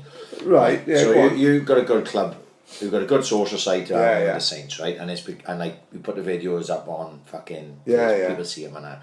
I saw 2 different videos from 2 different clubs on Twitter on the weekend, and Malsters and press, right? And the press, so, right? Go on. So I'm thinking, and I'm on a Roxbury WhatsApp group, and I know Kerry Melville and Smudge and Polo and all the boys are taking over the Roxbury, are trying to bring back that social side. Yeah. So I think that I think it's a great thing. We talked about it when Jamie Elias was on here. People should be pushing towards having that social side. Mumbles, getting boys back to Rock and Fountain, because it's gone, isn't it? A lot of the social side are gone. Joking with Mick Percy's involved in Compress, and he was having a go at me saying he put a video up with the press. I don't put these videos up to get there's no ulterior motive. Like, I'm putting up because I think it looks fucking great when you've got a fucking pub full of people singing La Bamba dressed in fucking Hawaiian shirts. I think it's funny. You know, I don't put it up, mate, to see people, oh, look what we got here. Yeah, no, it's fucking that funny. Percy put a video up with the press. They had a presentation, loads of them singing on tables and all that. First thing I done is like get and say that's great, like brilliant. If every club is like that, it's fucking brilliant. Percy was having a pop at me saying, "Yeah, this isn't a false party like you lot, like you know." As if we done it just for fucking to put on the video, which is the last fucking thing. I only put it up. In fact, they're never my videos because I don't fucking film fuck. No. It was Louis' video. That's right. You know what I mean? Now he just fucking shares it, saying, you know, if every club in Swansea had that, I think the Swansea League be much fucking better. Like, you know what I mean? I like get the fact that the press have got that and the Mall have got that. You know what I mean? And Penlan have got, and the West End boys all. You know, offence to West End boys, they always come back to everyone's pub. That's what the fucking league should be about. Like, it may coincide with the fact that the Swans have gone down now, because everyone, like I remember, everyone used to kind of, you know, well, not even get showered. Some of the youngsters with us, like Straight up. straight Yeah, pair of yeah. jeans, straight up the Liberty. Yeah, So of course, yeah. Of course, it will affect. Like, you know what I mean. But I would never. I'd like every club in Swansea to have it like that because we'd go back to the fucking pub, and the more clubs that are fucking thriving, the better the league is going to be, innit? 100%, You know what I mean? yeah, Like, yeah. if you're going to talk about the league, like looking at it, even who do it, even at our level, 2 games in, who look at Penlan are very, very strong. Like, you know what I mean? Like Saints beat West End the other week. West End. We didn't talk about that because Nigel last Nigel had week, fucking and to then do with it, yeah, it was sort of. Oh, I was fucking like Saints beat them 4-1. Don't get me wrong, West End had a few boys up, but who still beat West End 4-1. Yeah, so just Yeah. Who fucking bouncing. And Definitely. plus with the Saints, we celebrate fucking winning in training, beating the fucking courts. You know what I mean? So we're never gonna apologise for fucking celebrating a fucking win. But when it's over West End as well, who fucking any beating West End at any fucking level, You don't whether you need under to- yeah, nines yeah. or fucking or first team football now was always fucking good. Like, you know what I mean? Always fucking class. You know, but Penlan would probably look the strongest, I'd say. Mall, were great How last many teams year. you got, Pat? 3, yeah. You have got 3. I was Yeah. talking to Igor at the Ablets, Jimmy's boy. I work with him. Birchgrove are struggling to get a second team out now. And Birchgrove have always been knocking around, and they were like Yeah. 3-4 teams. It's but they're fucking struggling to get a hard, second mate. team You know, now. it is hard, Have but- Mumbles got a third team now? Game had changed. Don't know. When I first came from Mumbles, I was in Yeah, for the fourth playing for the team, wasn't fourth team Yeah. in And you had reserve, Spurs, didn't you? reserve Division 6. Yeah, it's It just. just doesn't exist anymore. No, Did I- anyone give you, or either of you, a fucking dig just because you were Aaron Curtis? Not me. No, You was alright, you could look I was after alright. yourself. But What You about you you, also- guys? you were Phil, I was a bit of a fairy. Yeah. I got spat in the face once. I think we played West End. I played for the second. But I always I remember spat in the because face, it was. like, fuck off, Kurt, or something like that. I always remember I don't though know because who he was. It's like, cheers. yeah, they knew you were the son of Alan Curtis, but they just thought my first name was Curtis. Right. So they didn't put 2 and Because 2 my together for second ages. name, is that what you mean? Yeah, I think so because I was a clogger. So it was wonderful. What about the time when your man was playing for Mumbles over the time? Well, wasn't he? we Yeah, I played against Yeah, them yeah. for a while. yeah, we had a spell when we first started. When they wanted him. He wanted to play with us, didn't it? Because we were like 16, 17 coming through, wasn't it? Yeah, So we were in. I would have start been. off You in would have the been thirds, 16. I whatever, was 17, fourth, and then third, He was whatever. your man was in the He first wanted. team. Yeah, he wanted to play with us, obviously, didn't he? But then yeah, the first team pulled him. I think he played a year for the first team, didn't he? yeah. Then he played for. That was that's because we talked about that last time. Yeah, you on. were saying It about was- him and Jamie, wasn't it? That was because when I was 16, obviously I was in the first team, and it was him and Jamie. Yeah, and I think Dad might have greased the wheels for Jamie to have a trial at least. Yeah, I Because hear he obviously that. would have played with Yeah. him, so- I agree with that. Yeah, yeah. Cause my mate Dan, same sort of thing, not on the one man's level. Like my mate Scott Martin, had the chance to play for like the Saints thirds with his 2 boys, Ricky and Nathan. I think it's one of the fucking years, and Scott have won West Wales Yeah. Cups and all that. Right. But I think that was one of his favourite years playing football. Yeah. Simply because he had his 2 boys with him. Ricky scoring fucking 30 goals. Yeah. He's playing fucking next to Nathan at right back. I think he was beaming. It was, you know. I think we all scored. Cameron one, didn't Medwin we? for West End with all Yeah, the of course, yeah. Just I remember playing actually. I think me and you were playing. So it was like it was me, you, Dad was watching. So it was Curtis and Curtis playing against, and it was the 3 Medwins. So we had Yeah, that's right. Yeah. we played West End down the park, and it was like Terry Medwin was Don't watching. tell Right, me yeah. what the score was. I think we, Do we get what? I don't know. I think we can't won. remember. Did we I have a win? funny feeling I scored, which is one of my only because I only Alright, scored yeah. I only scored 2 or 3. Alright, mate, what's Ever. in these?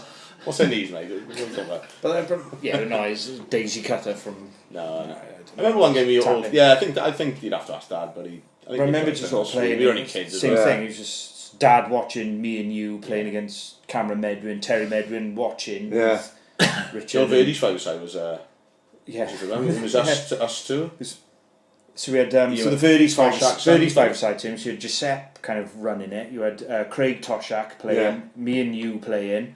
Yeah. We had Justin, Sir Terry Medwin. Sir Terry Medwin's grandson Justin playing. Right. Your We had favourites, Di Hutch. David Hutch, who was Tommy Tommy Hutchison. Hutchison. No way. playing. And we were all working for Like a Verdi- brother to me.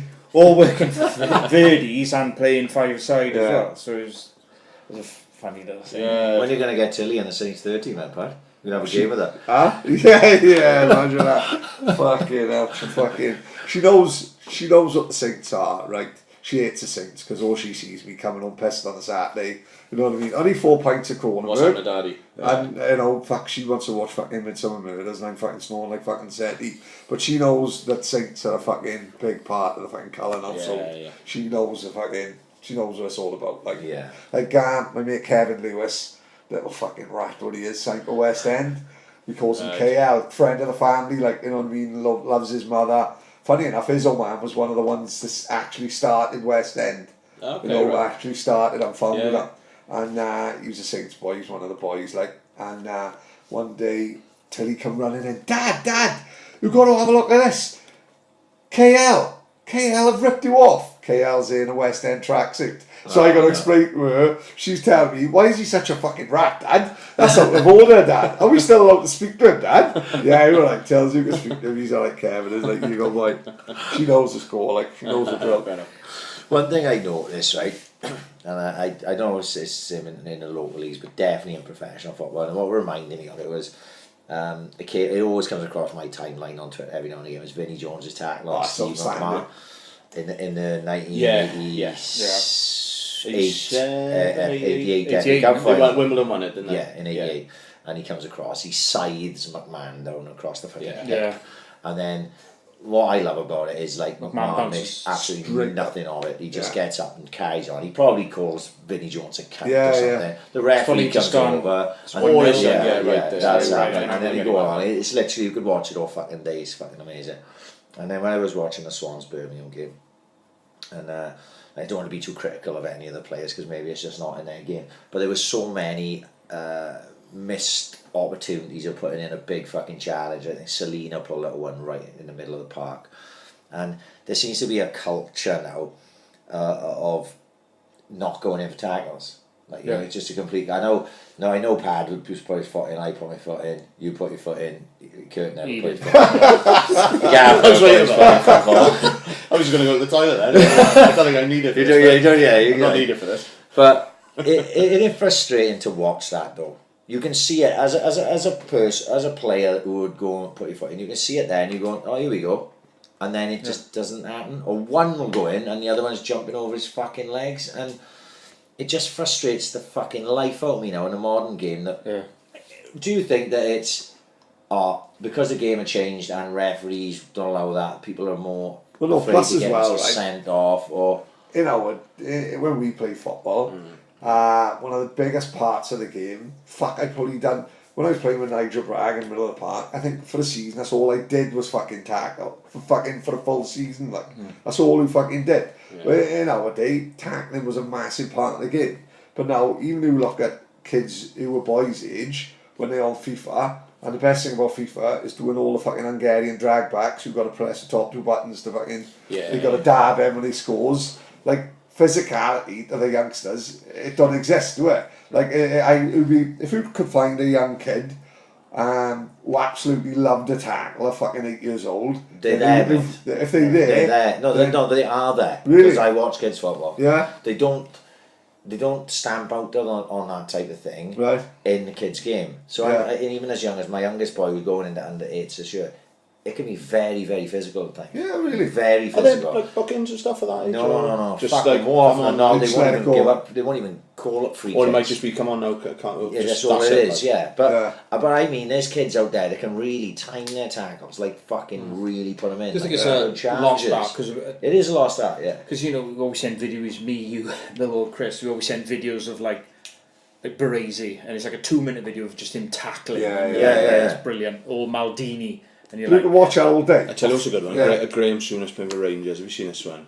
Stamps God. Against He Aberdeen, castrates I'm it, sure. like, But then honestly. he points to his like Leg. points to his Yeah. leg. He's like, look, he got me first. It's like, No, he didn't. But I'm not even talking about the filthy side of it. I mean, good old fashioned 50-50 if you were battling. If you were to Google Liverpool Wimbledon, I bet there were 20 English players, or British players, should we say. What was the last cup final? What was it? Chelsea, and how many British players in that team? Probably aren't any. Spot Don't get me wrong, foreign players coming into the game has been a great thing, I think. For the technical But side. stuff like that's gone now. Yeah. Because they roll around. Well, the World Cup frustrated me. All this shit, VAR, and oh god, Appeal and everything. VAR can times I fuck do- off. Could we Yeah. fuck VAR off? Yeah. Yeah, why Fuck not? that You know, off. we managed for the last They fucking could, 100 years. yeah. It's I tell you what I like. I like the goal line technology thing. That's very good. Right. Fine. Well, It's perfect. It works, mate. Absolutely It works, perfect. it works. Because Yeah, you get so- like a notification of the Yeah. rest. Yeah, but it works. You know, It's 100% Yeah. works. Like Gareth said, part of the thing he hates is when they fucking do the TV. Doing the screen, referee's job for You know, us. that's as well. fucking- I think because they're We're not- surrounded by that. Because Exactly. again, I don't think anyone quite knows how VAR works because you're not supposed to appeal. Players are not supposed to appeal, but they're doing it anyway. Yeah, of course they are. But then that's the whole, they're meant to give a yellow card, the same as like simulation. You're meant to get a yellow card, but they don't. It's For me, VAR, what was I don't know, the it just final seems- nail in the coffin of VAR for me was a decision in the World Cup Yeah, final yeah, spot because on. he didn't give it and got a word in his ear. Went Yeah. over, checked it, wasn't going to give it, ran away, and they must have had another word in him and go back and check it again. And when you see something in super slow motion, Yeah, like it yeah, was, yeah. of course it looks like a fucking Yeah, handball. yeah. It wasn't a fucking handball. They probably tell him Nike on the phone. We need France to win this. Yeah, Don't give it. yeah. France But to it win was is would do yeah. well. I think it for was us, the, yeah. the first round of matches. I think it was Uruguay against Australia, and then the pen, which I still were like, no way. They went to VAR. Oh, and you got, they is gave that the one the that got pen. headed back? No, I think he went for the challenge and he Oh, kind it of was won the different. ball, but his momentum Well, like the ball Took skidded the up his through. arm. took the guy out, and they gave a penalty, and then that put Uruguay 1-0 winners. It was like, no chance. No. No. That's the issue, is that they take so long and still get it wrong. Yeah, exactly. Yeah, Isn't yeah. it? It's like, Yeah, well, he what's wants the it point? 100%. There's actually no point now. Yeah. Then. With the goal line Yeah. technology, what it is it's 100%. Yeah. It's It did, 100% yes, right. 100%. Yeah. That's it. That's what's so fucking good about it, and it takes no time at all. His watch vibrates, Yeah. and then he fucking Yeah. get a decision. That VAR can fuck off. I'm not You see it surprised was you've just like a gone. goal. It was, Yeah. What was the game? I'm not surprised we've gone against it, though, mine. No, all the other European leagues are saying Britain miles behind again. It's like Brexit all over there.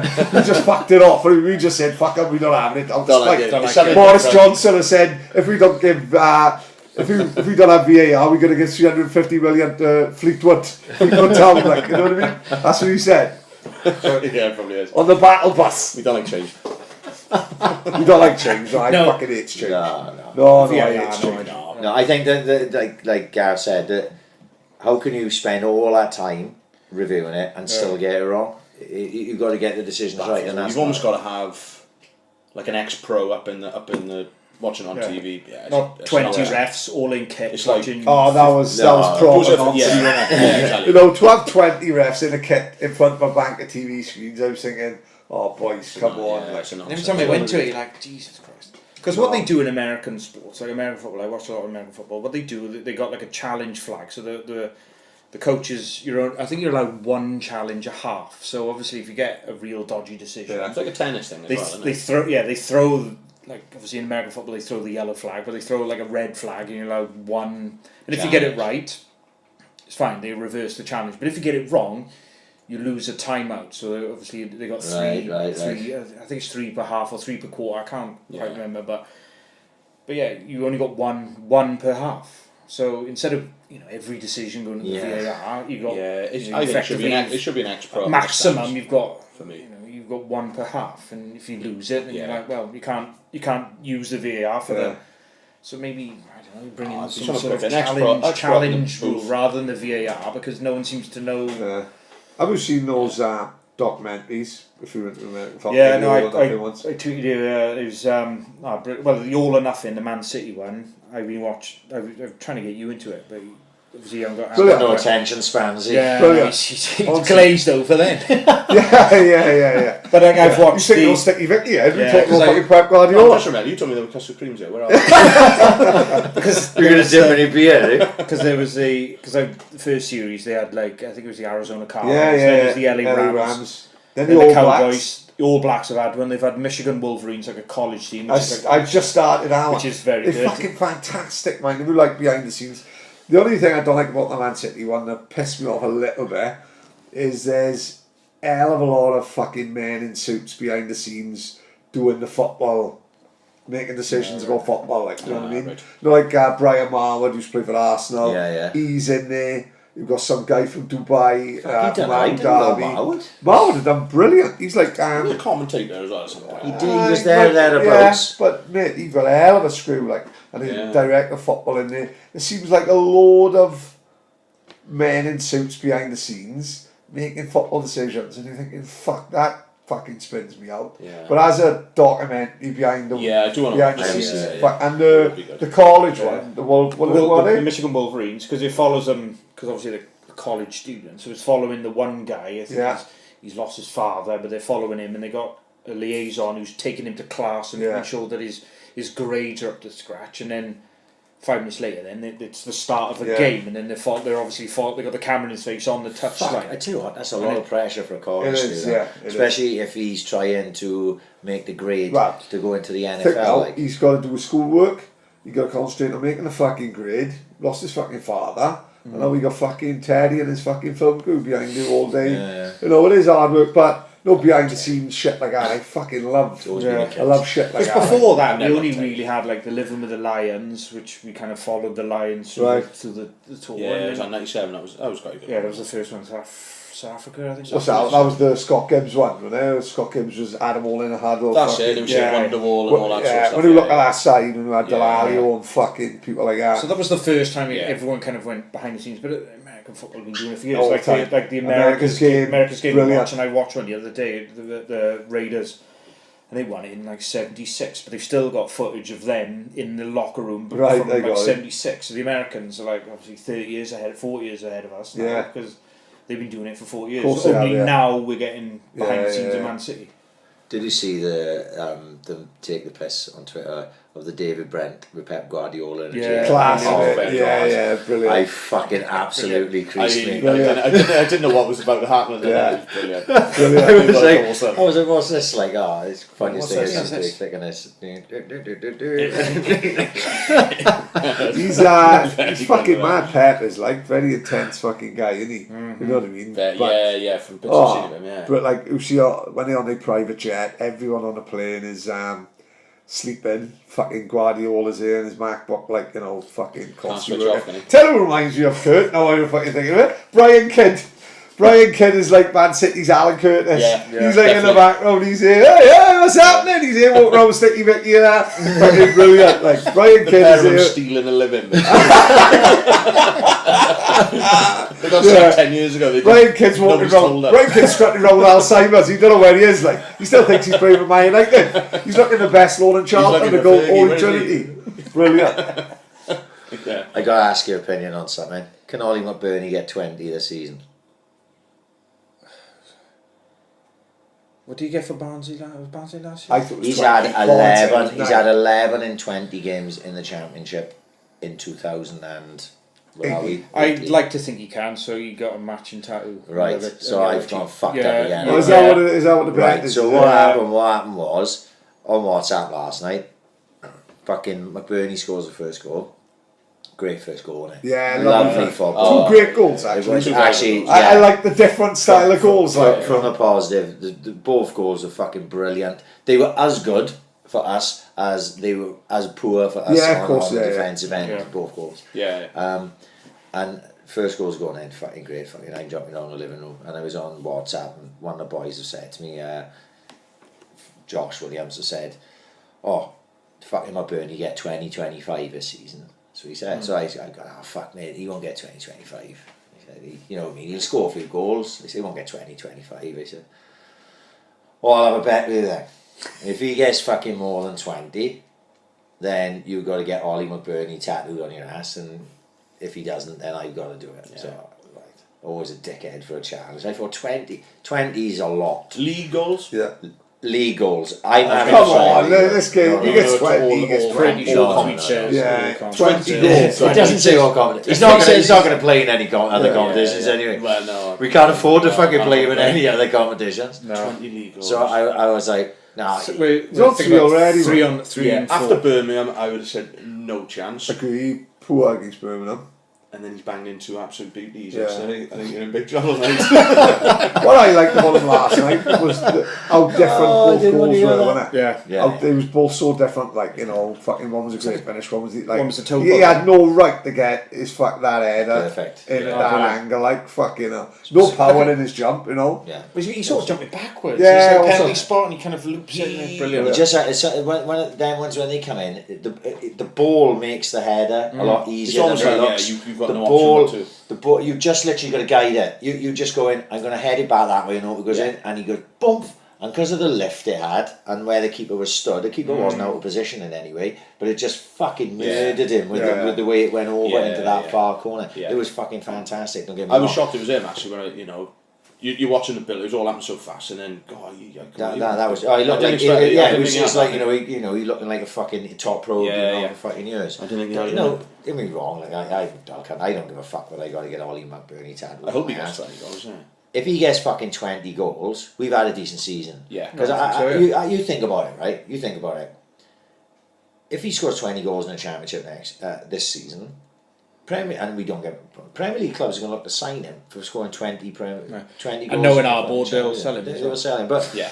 no, your average Joe can't just go out and knock 20 goals in a fucking Championship. You've got to be good. Yeah, of course. Right? You've got to be good.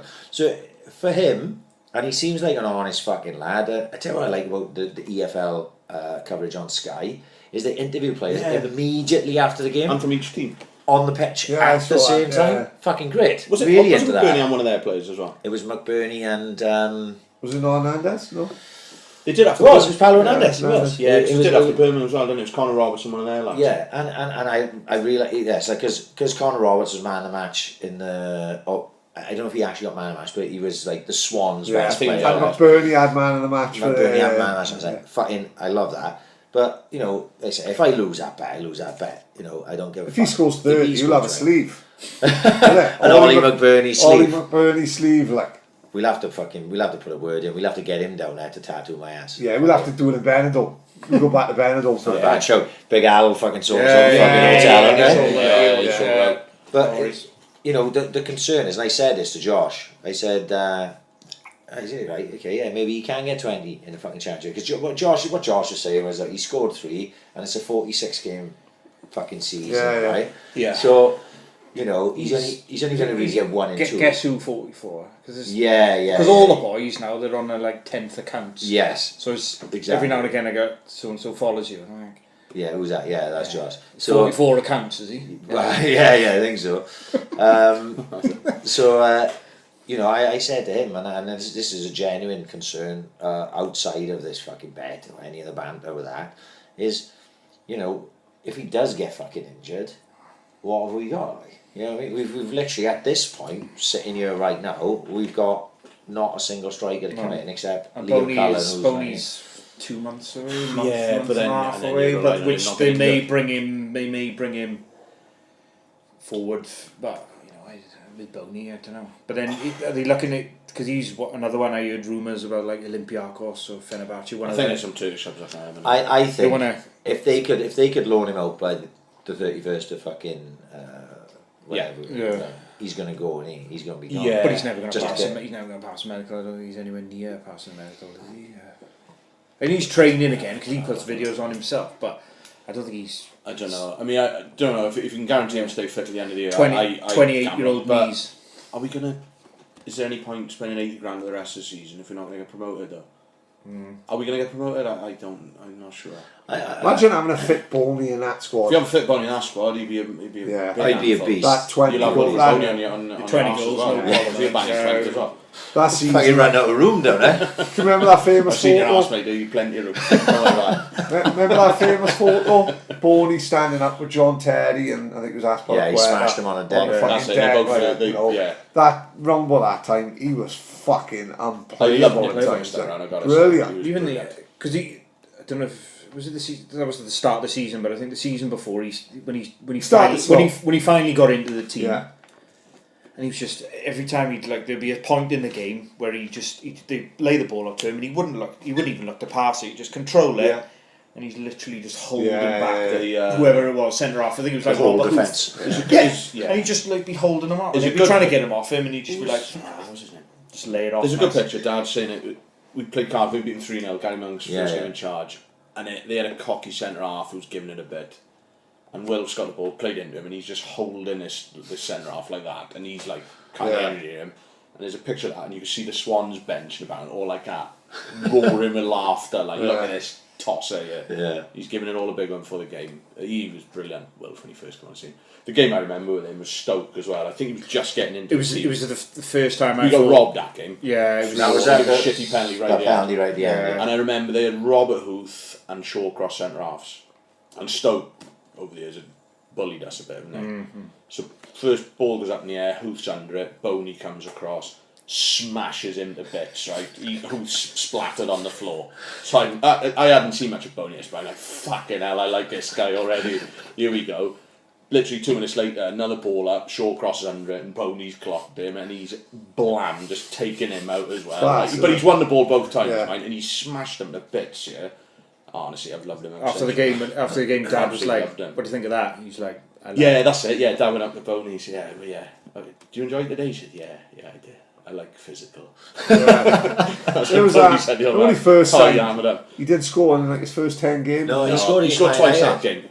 He scored his Man United in his first game. Yeah, But did he go on a run where he didn't? He was Basically, in and out of the team. Laudrup was taking him in out of the team. I never get Neil Phillips put on Twitter like when he started going on a run. Then Neil Phillips was going, "All you fucking Swans fans who slagged him off the last 7 games, you fickle as fuck." Like God. I go back to we all agreed. Oh yeah. You were right, Neil. Yeah. As always. Guilty as charged. It was the Birmingham game, wasn't it? And that was Laudrup's second to last game because we lost to West Ham the week after, and I got sacked. And he had Boney on a bench, and he had that fucking useless cunt Vasquez up front.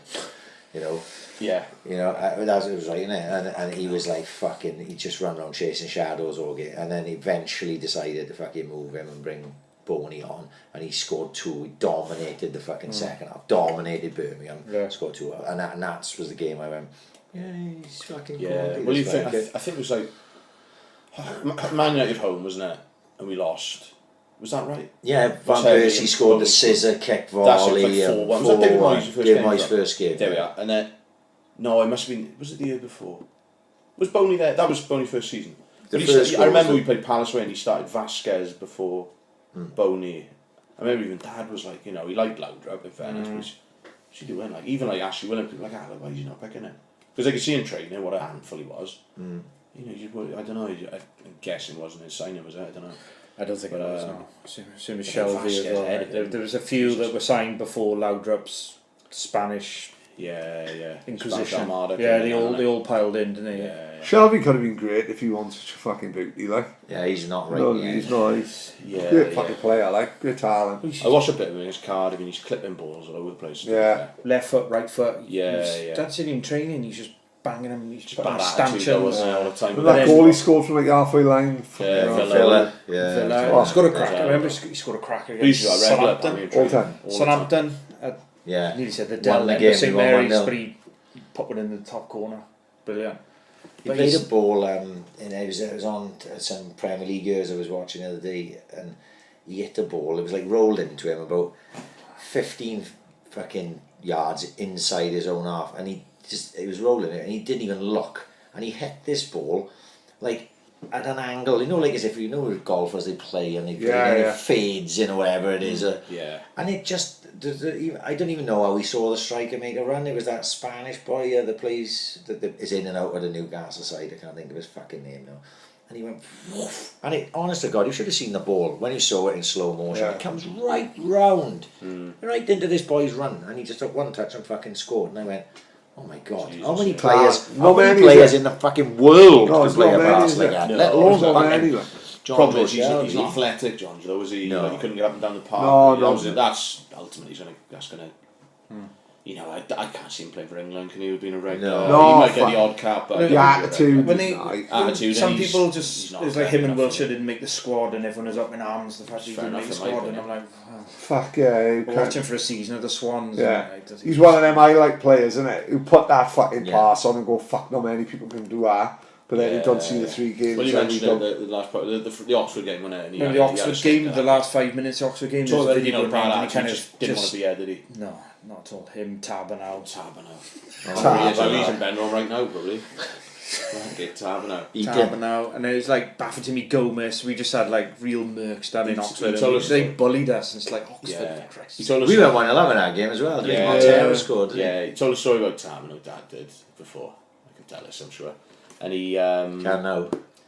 I think, I'm going to have to know that. I think Monk had just gone, and Dad took over, and then Tabernau was still there, and he pulled Frank aside. He said, "Oh, come with me, Frank." And he found a YouTube video of him. Someone must have done it for him, thinking about it. Got a YouTube video. Yeah. And if you look at Tabernau, these YouTube for St Etienne, he was belting free kicks, and he was charging down the wing and all this, and looks a hell of a player on YouTube. And Dad sort of said, "Who's he?" To Frank Tabernau now, and then Frank, "Well, it's me." He said, "Funny ad, I've never seen this player before." He said, basically the point he's trying to make, look, it's a fresh start now, Frank. He said, "I want to see this player playing for Swansea, the crowd will love it, you'll be a hero, yeah." So tomorrow now, get into training, sort let's start again kind of thing.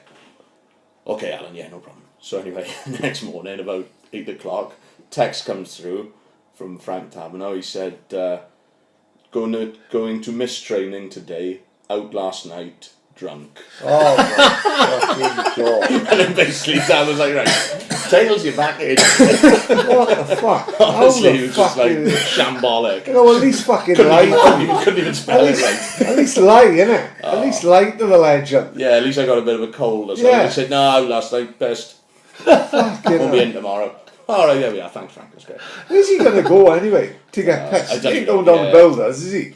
To be honest, he could have still worn on it. our books? Do we still own him? Yeah, he could be did white go back shirt, to- I don't recognise him, would I? Fuck, true, yeah. I wouldn't know him. I wouldn't have a clue. I didn't even know his name was Frank. Well, that guy's putting him back, that's Frank Yeah. Tabernau, is he? Frank? Who? Frank Yeah. the Tank. Fucking hell. Don't see Mourinho fucking argue with fucking Pogba's agent. See what Pogba's agent said about Scholes? Yeah. Fucking said Paul Scholes Yeah. said about that leader, and he wouldn't know a leader if he was in the room with Winston Churchill. Yeah. The only problem that fucking does my head in with fucking Scholes is when he was a player, he didn't want to know about being interviewed, he didn't want to go on telly, he didn't want fuck all. It's probably the last 2 years I know what he sounds Yeah, and now his career is over. You'd think he'd be the type of player we'd never see again. He'd just go off like a fucking multi-millionaire. And now all of a sudden, you got fucking loads to say, especially about Man United. His fucking favourite topic, like, Yeah, I think they're struggling now, I think all the ex-players are looking at this thinking, what... it's totally different. It goes to show you how fucking good Fergie was, man. It's no coincidence that they don't win fuck all when Fergie leaves. Like, choose to fill. Well, we mentioned him just now, David Moyes. I mean, I know it's Fergie's choice or whatever. Yeah. That was a horrible job. Shit choice. Just because it's Fergie. But then don't mean it's the right since choice. then, I mean, he did great for Everton. But then since then, he's gone to Valencia, done nothing. Where was he? No, going over. No, where'd he go? I'm pretty sure he went to Sociedad. Gary Neville, Valencia, wasn't he? Yeah. Gary Neville, Valencia, he done a good job there as well, hasn't he? Yeah, That's why I like Gary Neville. Brilliant pundit. Punditry, but then see, now it's a bit like, hang on now, Gary. You yeah, were yeah. fucking terrible. Well, that's what Carragher says with me. Yeah, Carragher he says agrees with him on Monday night, didn't he? who fucked it up for all of us, he says, no? Yeah, none of us can can get a get fucking jobs, job now, because do see they back now, and they Carragher now. Brilliant mind, isn't he? I didn't see it Monday, but I heard that they were Brilliant, really fucking good value, like really fucking good. It was a good one, right? Didn't Pep call Gary Neville Phil? Did you see that? No, I'm pretty sure he called him Phil. He was like talking about like that. Yeah. And Phil said, he just Right, Carragher. yeah. Carragher's like, "Wee," like you. This is if Mourinho. they were Mourinho awful. seems to have aged football wise. Like he is They were the shocking. football he plays. Mourinho doesn't seem to have evolved like all the others. Like Klopp and Guardiola play similar football. Yeah. Mourinho's still set in his ways. You About do killing worry the game the off. game's drifted away from Yeah, him. it just seems as if Well, the game has evolved and he has. Sunday I was here and I watched Man City absolutely Destroy dismantle him. Huddersfield. Yeah, right? yeah, could They be were fucking. double that, couldn't They it? were absolutely brilliant. And then straight after, watched Man United be absolutely woeful, and the players seemed like they didn't want to be there. No, exactly. They were fucking garbage. Yeah. They were absolutely garbage. No direction, no fucking pace to anything they did. It was fucking sad. Yeah. It was really sad. And I said on Twitter, it's no walk in the park being a Swans fan. but I genuinely think it's harder to be a United fan these days. Yeah. Because of you course, come yeah. from all this success where spoiled a bit. people of our generation, and actually we're all old enough to just about remember United before they were fucking amazing. You know, when they had Jesper Olsen and Gordon Strachan. It's still good to Still a watch. good side, Yeah, still good. but not the top side. They were a cup side, weren't they? Yeah, Yes, yeah, totally that's The true. league, they were nowhere near. Yeah. Liverpool were the fucking top boys, Yeah, you yeah. know what I mean? So we saw that side and then we saw them dominate. Yeah. Now we're seeing this fucking absolute travesty, which Yeah. is even sad for me to watch, because I as a neutral to any other side outside the Swans, I always used to love watching it. I totally agree. Like, Loved watching United when they had that side with Ronaldo, Rooney, fucking before that with Beckham and Giggs and Scholes and all them. You know, Scholes one of my favourite fucking footballers of all time. But now I go like that and I go, oh my god, there's not a single player in this fucking whole squad that would get in one of the great United fucking squads. I don't want to hear about Pogba. oh no. Right, but please don't fucking talk to me about Pogba. And One of you the know, biggest myths in world oh football. my god, and it's just Yeah. he'll chuck a good game in now. You said that he'll probably score 4 the fucking weekend, and then you'll have some Man United fan that listens to this going, oh fucking hell, we fucking told you, yeah, he's fucking brilliant. You know what I mean? Because he did it against fucking Barnsley away. yeah, Brighton or Yeah, something. yeah. You know what I mean? That don't count. Like, it must be fucking tough for United fans. You know what I mean? Don't get me wrong. Yeah. I'm not crying for them. Like, No. I'd you love know. I'd love to have a slice of that success. yeah. And the fact that City are doing better as well. I think Yeah. that's Yeah. another And sort of City nice is so to know. fucking City is so great to watch. Like, you know what United fans have got to fucking worry about as much as City winning fucking anything, because I'm pretty sure they'd rather City win a league than fucking Liverpool. Yeah, probably would. And Yeah. Liverpool are on a rise. You know Liverpool are going on this upwards, where United are going on this downwards. You know what I mean? Yeah. United can be 4th this season, while Liverpool are 2nd and Man City or Yeah. 1st. Yeah, you know what I mean? I still see City winning it, I've got to say.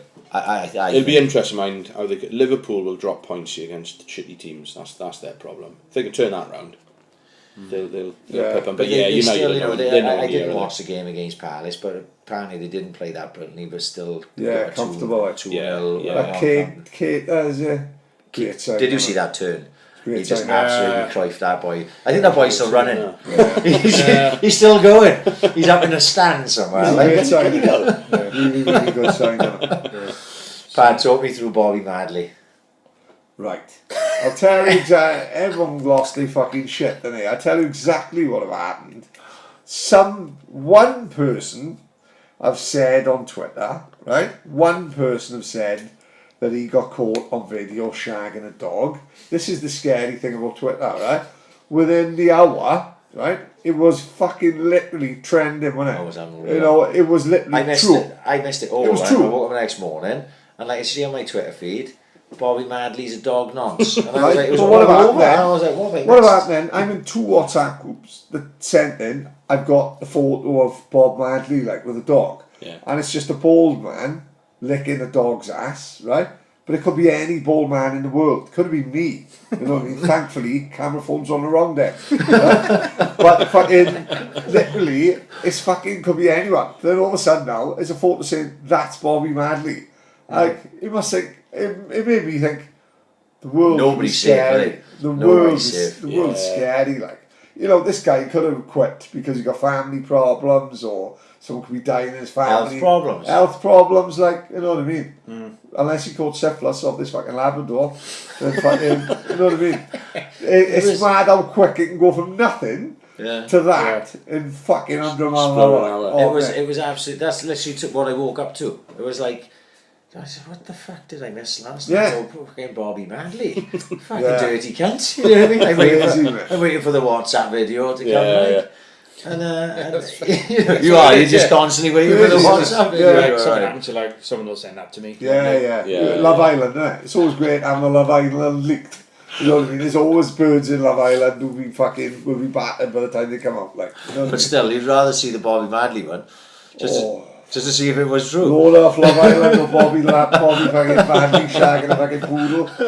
So you got to be one with them. How the fuck do you come back from that though? Like literally, where does he go? with I his tell you life? exactly what he'll do. He'll go on Twitter and he'll get a message. He holds 2 dogs in his arm and you've got to say to the camera, all the rumours about me are not true, and like sort of give the dogs 2 winks and make a fucking joke out of it. Otherwise, what else? Right. What else are you going to do? You either make a fucking joke out of it, with you carry these 2 dogs in your arms, give them both a wink, and say, it's all nonsense, it's bullshit, I'm off to the boudoir, right? I'm off to the Manhattan Street with fucking Pepsi and Shirley there, holding the 2 dogs. You can't fucking take it serious, because once you take it serious, you're fucked, innit? So you got to make a joke out of it, and then once you made the joke out of it, everyone's like, oh yeah, fuck, if it was true, he wouldn't be making a joke out of it, would he? How else are you going to recover? You can't come back refereeing now because they're going to be bogged bad. Dog songs. You are fucked. Yeah. You are well. Especially if it gives a decision against you. Exactly, yeah. They'd be calling him Madadoga and everything. You know what I mean? It's fucking all going to be kicked off, isn't it? You know what I mean? He ain't coming back from that, poor fucker. And how can he get another job somewhere else? He can't go work at Royal Mail. He's going to have to get a fig, isn't he? He's going to have to get some real bad, like Elton John wig. Like some hair plants or something. Yeah. Or just go with it now. Yeah. Just become a dog walker. Marry a dog. Just become a dog walker. Live in some fields somewhere and live your life. Yeah. What about the Super 6 loser? Did you see it? The what? Do you hear about the Super 6? Oh, good lord. Oh my God! No, but right. You know Super 6. Yeah. So right? what? Every result's come in, have they? Or so the guy had picked it, right? So whatever results he picked, I don't know. But the one that he was waiting for was Wigan to beat. Was it Middlesbrough? Wherever the fuck it was. Yeah. Okay. And Wigan win 2-1. Yeah. So in the last minute, Wigan are 2-1 up. It's in. It's the 95th minute, as well. right? Oh, and we're going to give away a penalty, and the guy misses the penalty, and then they score the rebound. Mate, I know. Just to rub salt into the fucking wounds. It couldn't gone any fucking worse. Like I was wounded when I found out. I was like, I felt sorry for the kid. Like, do you know what I mean? Who had the worst weekend of Bobby Madley? In that second, they were a millionaire. Yeah. Oh Lord, did they win anything? And I don't think he won fuck all. Do they get? I think you get something if you're like the best of. You haven't won it, but you get maybe 20 grand, maybe. Yeah, but obviously no one near because I'll never come in like that again. No. That is your chance. Like. You would go on some sort of rampage and hunt. That guy don't. I go all my. I go fight. Who was it? Will Grigg. Encourage a Twitter rumour that he fucks dogs. Yeah. I go all fucking Michael Ryan. Know that Hungerford guy? Yeah. I go fucking Michael Ryan on his ass. Full falling down. Like fucking Marcellus Wallace. Yeah. Defense. And getting medieval on his ass, isn't it? 100%.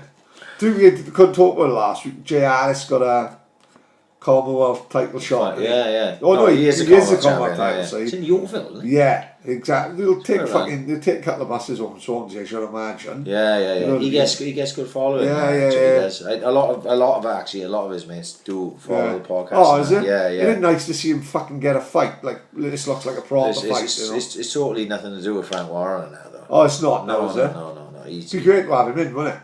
Yeah, we'd have a fucking. Yeah. But he's. I thought you meant Frank Warren then. Yeah, we try now. I can't imagine Frank coming out of his way talking to us. He's nothing to do with the Swans. He'd be fine. I watch a lot of Coogan Cassius's YouTube videos, and the interviewing now. The big deal at the minute, that was Fury Wilder, innit? Yeah. And he'd been interviewing Frank Warren. I don't know, sometimes I can't listen to these boxing promoters anymore simply because they all earn enough money and they've been in the game long enough. Just be a little bit honest, right? But Eddie Hearn will slag off Warren will slag off Eddie Hearn. No one will ever sort of admit, no one will ever give an inch, as it is now. Warren is saying Eddie Hearn could have had Wilder versus Joshua, but he didn't sign it. They've come in now and nicked fucking the big fight actually. But to me, is it really a big fight? Because it hasn't got Joshua in it. Wilder can't even sell at his own town. No. So what they say, they said, one thing about this fight, Warren said whoever wins out of Fury and Wilder, no matter what happens with the Joshua fight, the Joshua fight's got to be 50-50. And I'm looking at it and thinking, are you fucking real? Fury hadn't fought anyone in fucking 3 years. I know the two people he's fought. This one was a bit better, but the one before was fucking a non-existent fight. and they tell me that Joshua was going to go from selling. You don't just go from the O2 and then sell Cardiff or Wembley for his big fights. Joshua sells out Wembley. Joshua sells out 80,000 in 2 days for every fight. Yeah, yeah. Well, that's right or wrong. If you're a boxing fan, probably does your head in the fact that there's a fight in Port Albert and they can't fill it, and yet Joshua will sell £100 tickets and fill out It's the nature of the game. But it is what it is. Yeah. Can't fucking So more. what they've done, where they've been really smart, Wilder's camp and Fury's camp, is they realise the friend of my the enemy. Keep your enemies close. No, it's not. The enemy friend of of my my- enemy is my friend. Yeah. Right, That's what it nice, is, right, yeah, very good. So Oh, at the Viking shit moment, then. Eddie Earn is the Scott. fucking #1 promoter on the planet. Yeah. That Well, goes yeah, without yeah. saying, right? And he's coming into America. Yeah. And he's going to start shitting all over the Yanks. Yeah, right? he And will, they yeah. don't fucking like it. He's already taken a piss out of Shelley Finkel, loads of times Yeah. calling him Shirley Shirley Winkle Yeah. and all that, right? He's fucking ruining Frank Warren in the UK. Frank Warren's fucking bladdered. That's why Jay Harris, as you just mentioned, is having to fucking sort his own fights Yeah. out, fight really. on Frank Warren cards. So what they've done is they've gone, that whole thing with Wilder not fighting Joshua, I would probably side towards, because common sense says that fight could have happened if Wilder had just signed. Yeah, agree. And he didn't. They had to fight Povetkin, Yeah, otherwise of course, yeah. Right. You don't So- want a belt taken off him. So when they come away, if they get together, Shelley Finkel and Frank Warren go, if we just fight each other, we can make them look a bunch of cunts. Yeah, Like, they exactly. shit We out can us. lie about them. Well, we can just lie There's about two it. of us. We can just completely lie about it. We can get we the can fu- tell the same lies. Yeah, we can tell the same exactly, lie. spot on. We can get the fight done like this, Yeah. right? There's no arguments over fucking coin. Both because, massive paydays. because neither of them feels like they're bigger than the other. Yeah. Because at this point, they are on parity, Yeah. 50-50.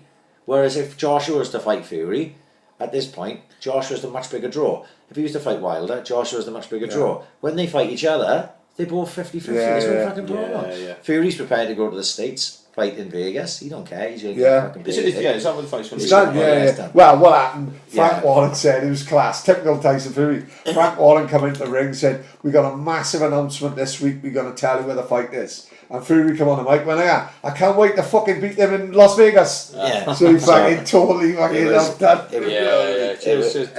It was and now, you know, like I say, they can peddle this like, well, they shit out. They didn't want it. Yeah. You know what I mean? Yeah, exactly. And, Definitely. And I don't believe that was the case. I think they would have preferred, they would have fought a Wilder fight. They say, and they keep pulling Robert McCracken into it and saying like McCracken didn't want Joshua to fight them. and Who's stuff. Joshua got next? Who's his next one?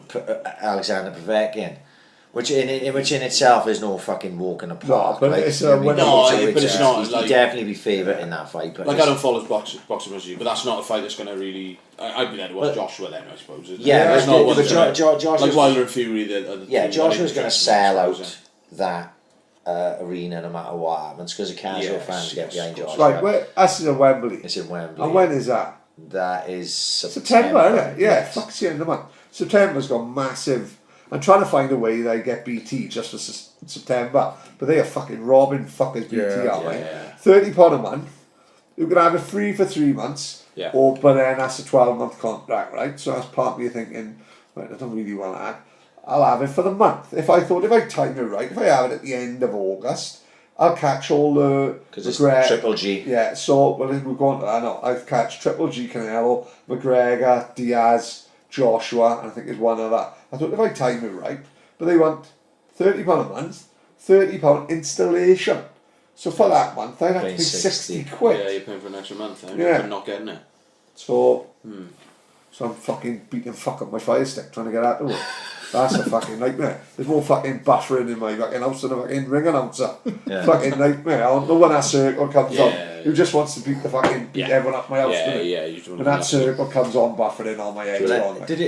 So you didn't see the boxing weekend? Yeah. You did you? Yeah. It do bad, but yeah, I saw most of Because it. it was alright, because that body shot that Paddy Barnes got hit with was fucking Monstrous. stinking. And then I thought, Fury was Fury. Fury That was was a Fury. fucking That's what I absolute couldn't fuck. understand. And when I'm on Twitter and I'm watching a fight, this shows me that people are fucking clueless. is that's the way Fury fights in every Oh, was fight. that? Yeah, That's how he won the title against Klitschko. He fights on the outside, he boxes and moves, and he wins on points. I think he could actually stop that guy, but it was a couple of times. He wanted the rounds, He wanted the rounds, he did. So it seemed like he was in first gear all the way through it. He used it as like a fucking glorified sparring fucking contest. Yeah. And people were going, oh my god, he's fucking hopeless. And I'm going, this is where he fights. He's obviously not paid any fucking attention to where he fights. He does this in he will happily not take a single punch and box on the outside for 12 rounds. I think one of the only times I've seen fucking Tyson knock someone out is when he got put on his ass. By Steve Cannon. You know, like I think I was one of them fight or flight things. Like he got put on his fucking. That's ass. probably embarrassing because he was at lower weight, wasn't he? He stepped up from cruiserweight, and then he banged him from nowhere. When he stopped guys in the past, like he stopped Christian Hammer and he stopped Derek Chisora second time round, it's just because he battered them so much that the corner men pulled him out and that. Yeah. You know what I mean? It wasn't like he stepped in and fucking knocked him flat out with one punch. The only person I think he really done that to, apart from when he was knocking over journeymen and stuff, was Steve Cunningham. Yeah. He's always boxed and fucking just totally been so technical, and people have taken so many shots in the end that cornermen have pulled him out. Like, you know what I mean? For his size, he is a really good technical boxer. That's kind of like Cunningham, innit? He just sort of he just knackered him out. He wore him out, he leaned on him, he's twice the fucking size him, and then just knocked him unconscious. But Frampton was fucking really good again. Brilliant. So now they're going to make Frampton and Warrington. That's great. There's loads of good boxing coming up. Like you say, Triple G and fucking Canelo. But that's obviously not bad. I don't know whether it's because of the drugs thing. You ate a dodgy taco. You do it's bullshit. Biggest in fact, it's disgusting, really. Like all these fucking sports try to act serious about fucking drugs. He ate a fucking taco in his hometown, and he said the meat was contaminated with this fucking substance. Like, right now, be fair, and then they banned him. Guacamole. They banned him. They banned him for 6 months, right? Which is fuck all. But it's the 6 months he had off anyway in between fights. He only fights twice a year, if that. Anyway, the build up to this fight, no one's talking about it. It's the biggest fight of the year, and no one's even interested in it. No, because I think previous. And BT Sport have put a pay-per-view. Pay-per-view. That's another thing. It'll be one of the worst performing pay-per-views ever. 1, because it's BT Sport. 2, because it's fucking pay-per-view. 3, because there's no interest in, there's no build up the fight. No. Only proper boxing fans now are interested. Yeah. You know, and it's the biggest fight of the year. Coming off the first fight, which was a great fight. Brilliant if you take the fight just over the 12 rounds and not so much the decision, because you can argue about that, the fight itself was brilliant. So you should be able to come off that and build a much bigger second fight.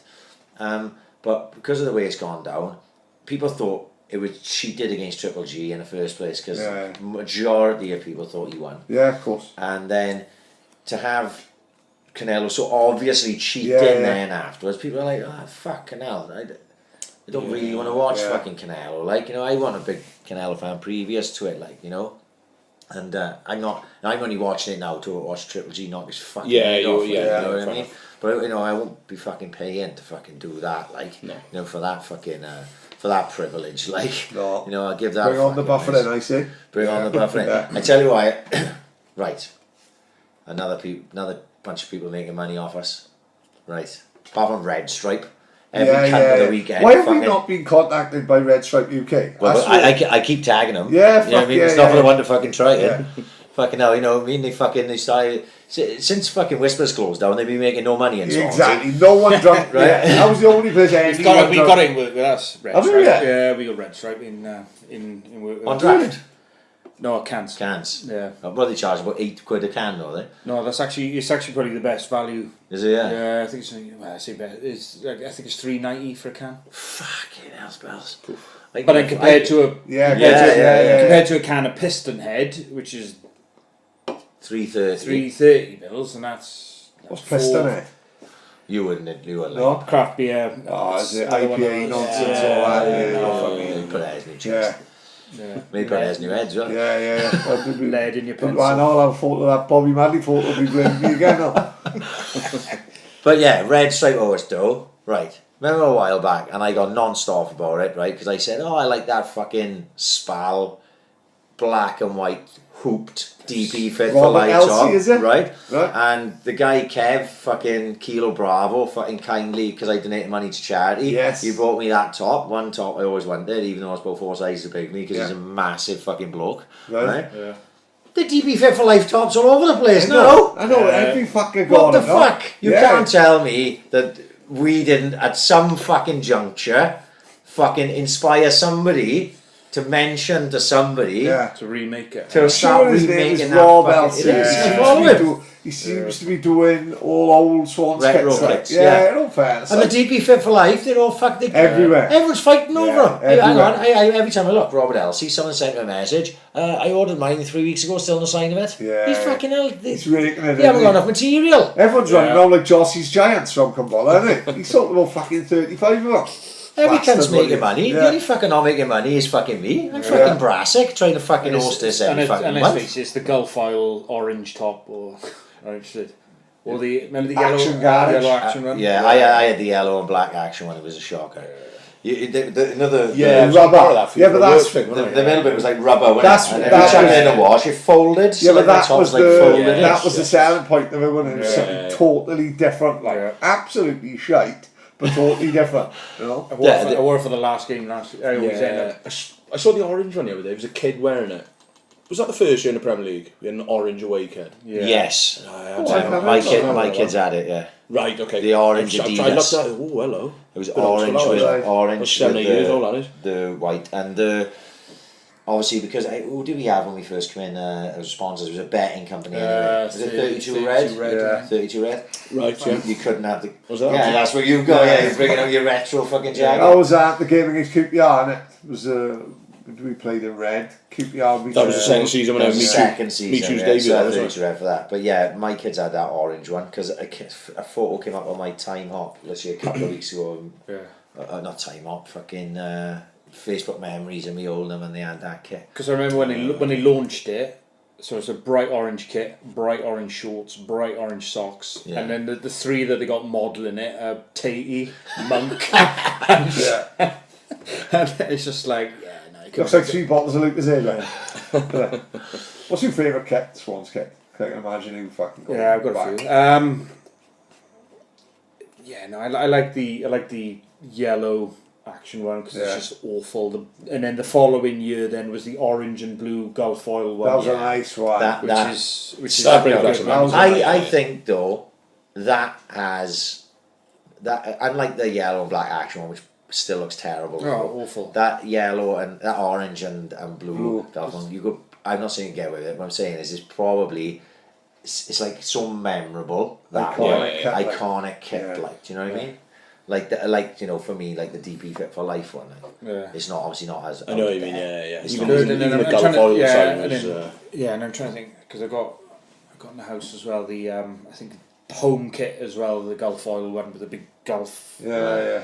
I think we won the Autoglass trophy in that. Yes, that's like Super John Cornford. 90. That Yeah, one I got. You just don't want away kits because the Centenary one I like from a couple of years back with the gold and all that from the Oh, home the white kit, one with the the white gold. one with the gold. I like that brilliant kit. And Adidas. And That was Adidas. nice, yeah. And I am big at it. Do you know, we were fucking back in the June, scum I've got Adidas. Yeah, It no. fucking broke my heart. I saw something the other day, and it like I was panned around the Cardiff changing room, Yeah. and it was the white kit with the blue. And I was like, oh my god, that kit's cool as fuck. Why has it got to be fucking Cardiff's kit? Like, do you know what I mean? Yeah, I know. That's a shame, Of innit? Joel, like. Thing is, I think- they pick your away kits Adidas and they say like these are your 4 options. I'm sure something. I Like think that. So I think that's why For us, it's like the Joe, last the four, reason isn't it? the reason why we got Joma is because we got more money per shirt. I think if you know they Percentages, like. Of course, Yeah. Adidas would call shots. Adidas. I think Yeah. you know they say that Ronaldo has paid back his thing in replica shirts. I don't think he has. It's just you get the Yeah, they get the it's just same the same, you yeah. get the same amount per shirt. Yeah. and That's a myth, that, isn't it? yeah, because I think Adidas they came down and they just said right, we'll be a shirt sponsor. I don't think they give us any money. It was just the fact that it was Adidas. Yeah. and we would sell a load. But then I think it was just.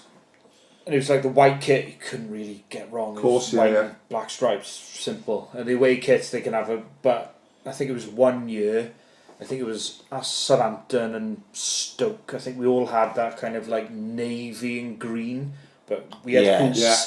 One had a sash. Yes, And then I yes. think right, okay. Stoke or maybe West Brom was like the reverse. It was like Yeah. navy.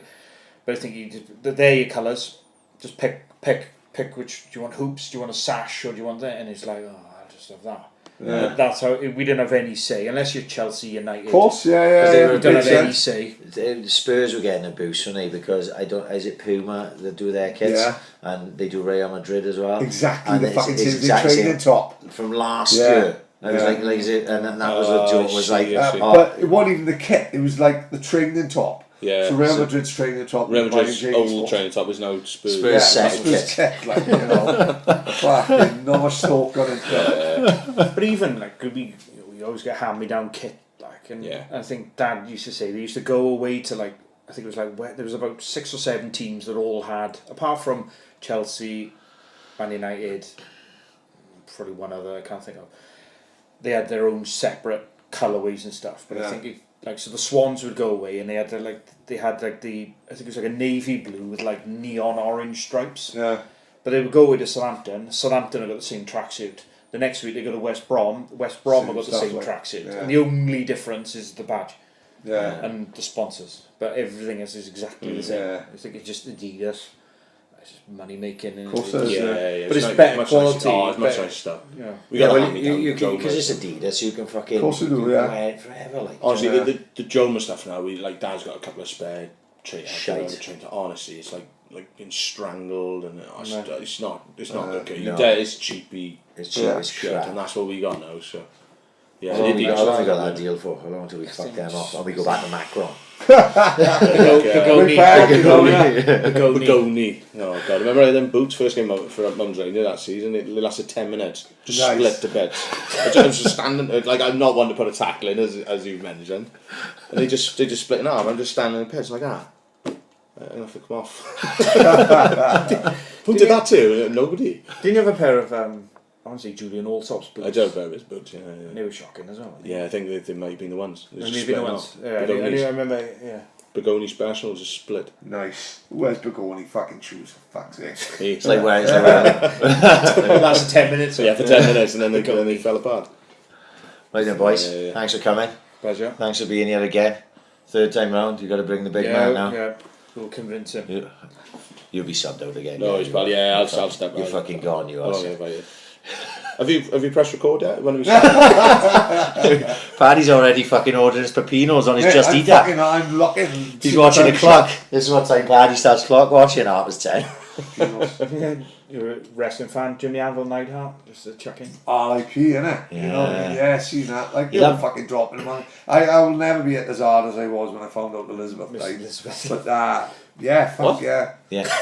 Mate, I don't even hit me with it, mate. I was walking out there singing fucking dan dan dan dan dan dan dan dan dan. My missus was signing the divorce papers at the top of the stairs at the same time. Common circumstance. Yeah, anyway, thank you, boys. No, we're worries, going to mate. get out here. We've been Swans heavy, haven't we, the last few Massively, weeks? yeah. Going to be Swans heavy again next week. Yeah, this is what Maybe it the is fucking now. week after as well. We're going to have to get someone else in to fucking... It's an international break. Well, you two can have you can have an international break, and you two talk about Wales. Yeah, I don't think we can have international break. That's the fucking anniversary show. 1 year anniversary. All right, okay. If you need me back on for that one, that's. I don't I want think to it's hear taking me to push on to Rossi. I'm going to phone him. I'm sorry for Brewstone, sorry. We'll be drinking fucking, what's his name? Cat's Piss? What's that? What is it called? Piston Sweet. Piston Sweet, sorry. We've been pissing those Swedes a lot of time. Piston nut. Right, we're out here. Peace. Pleasure.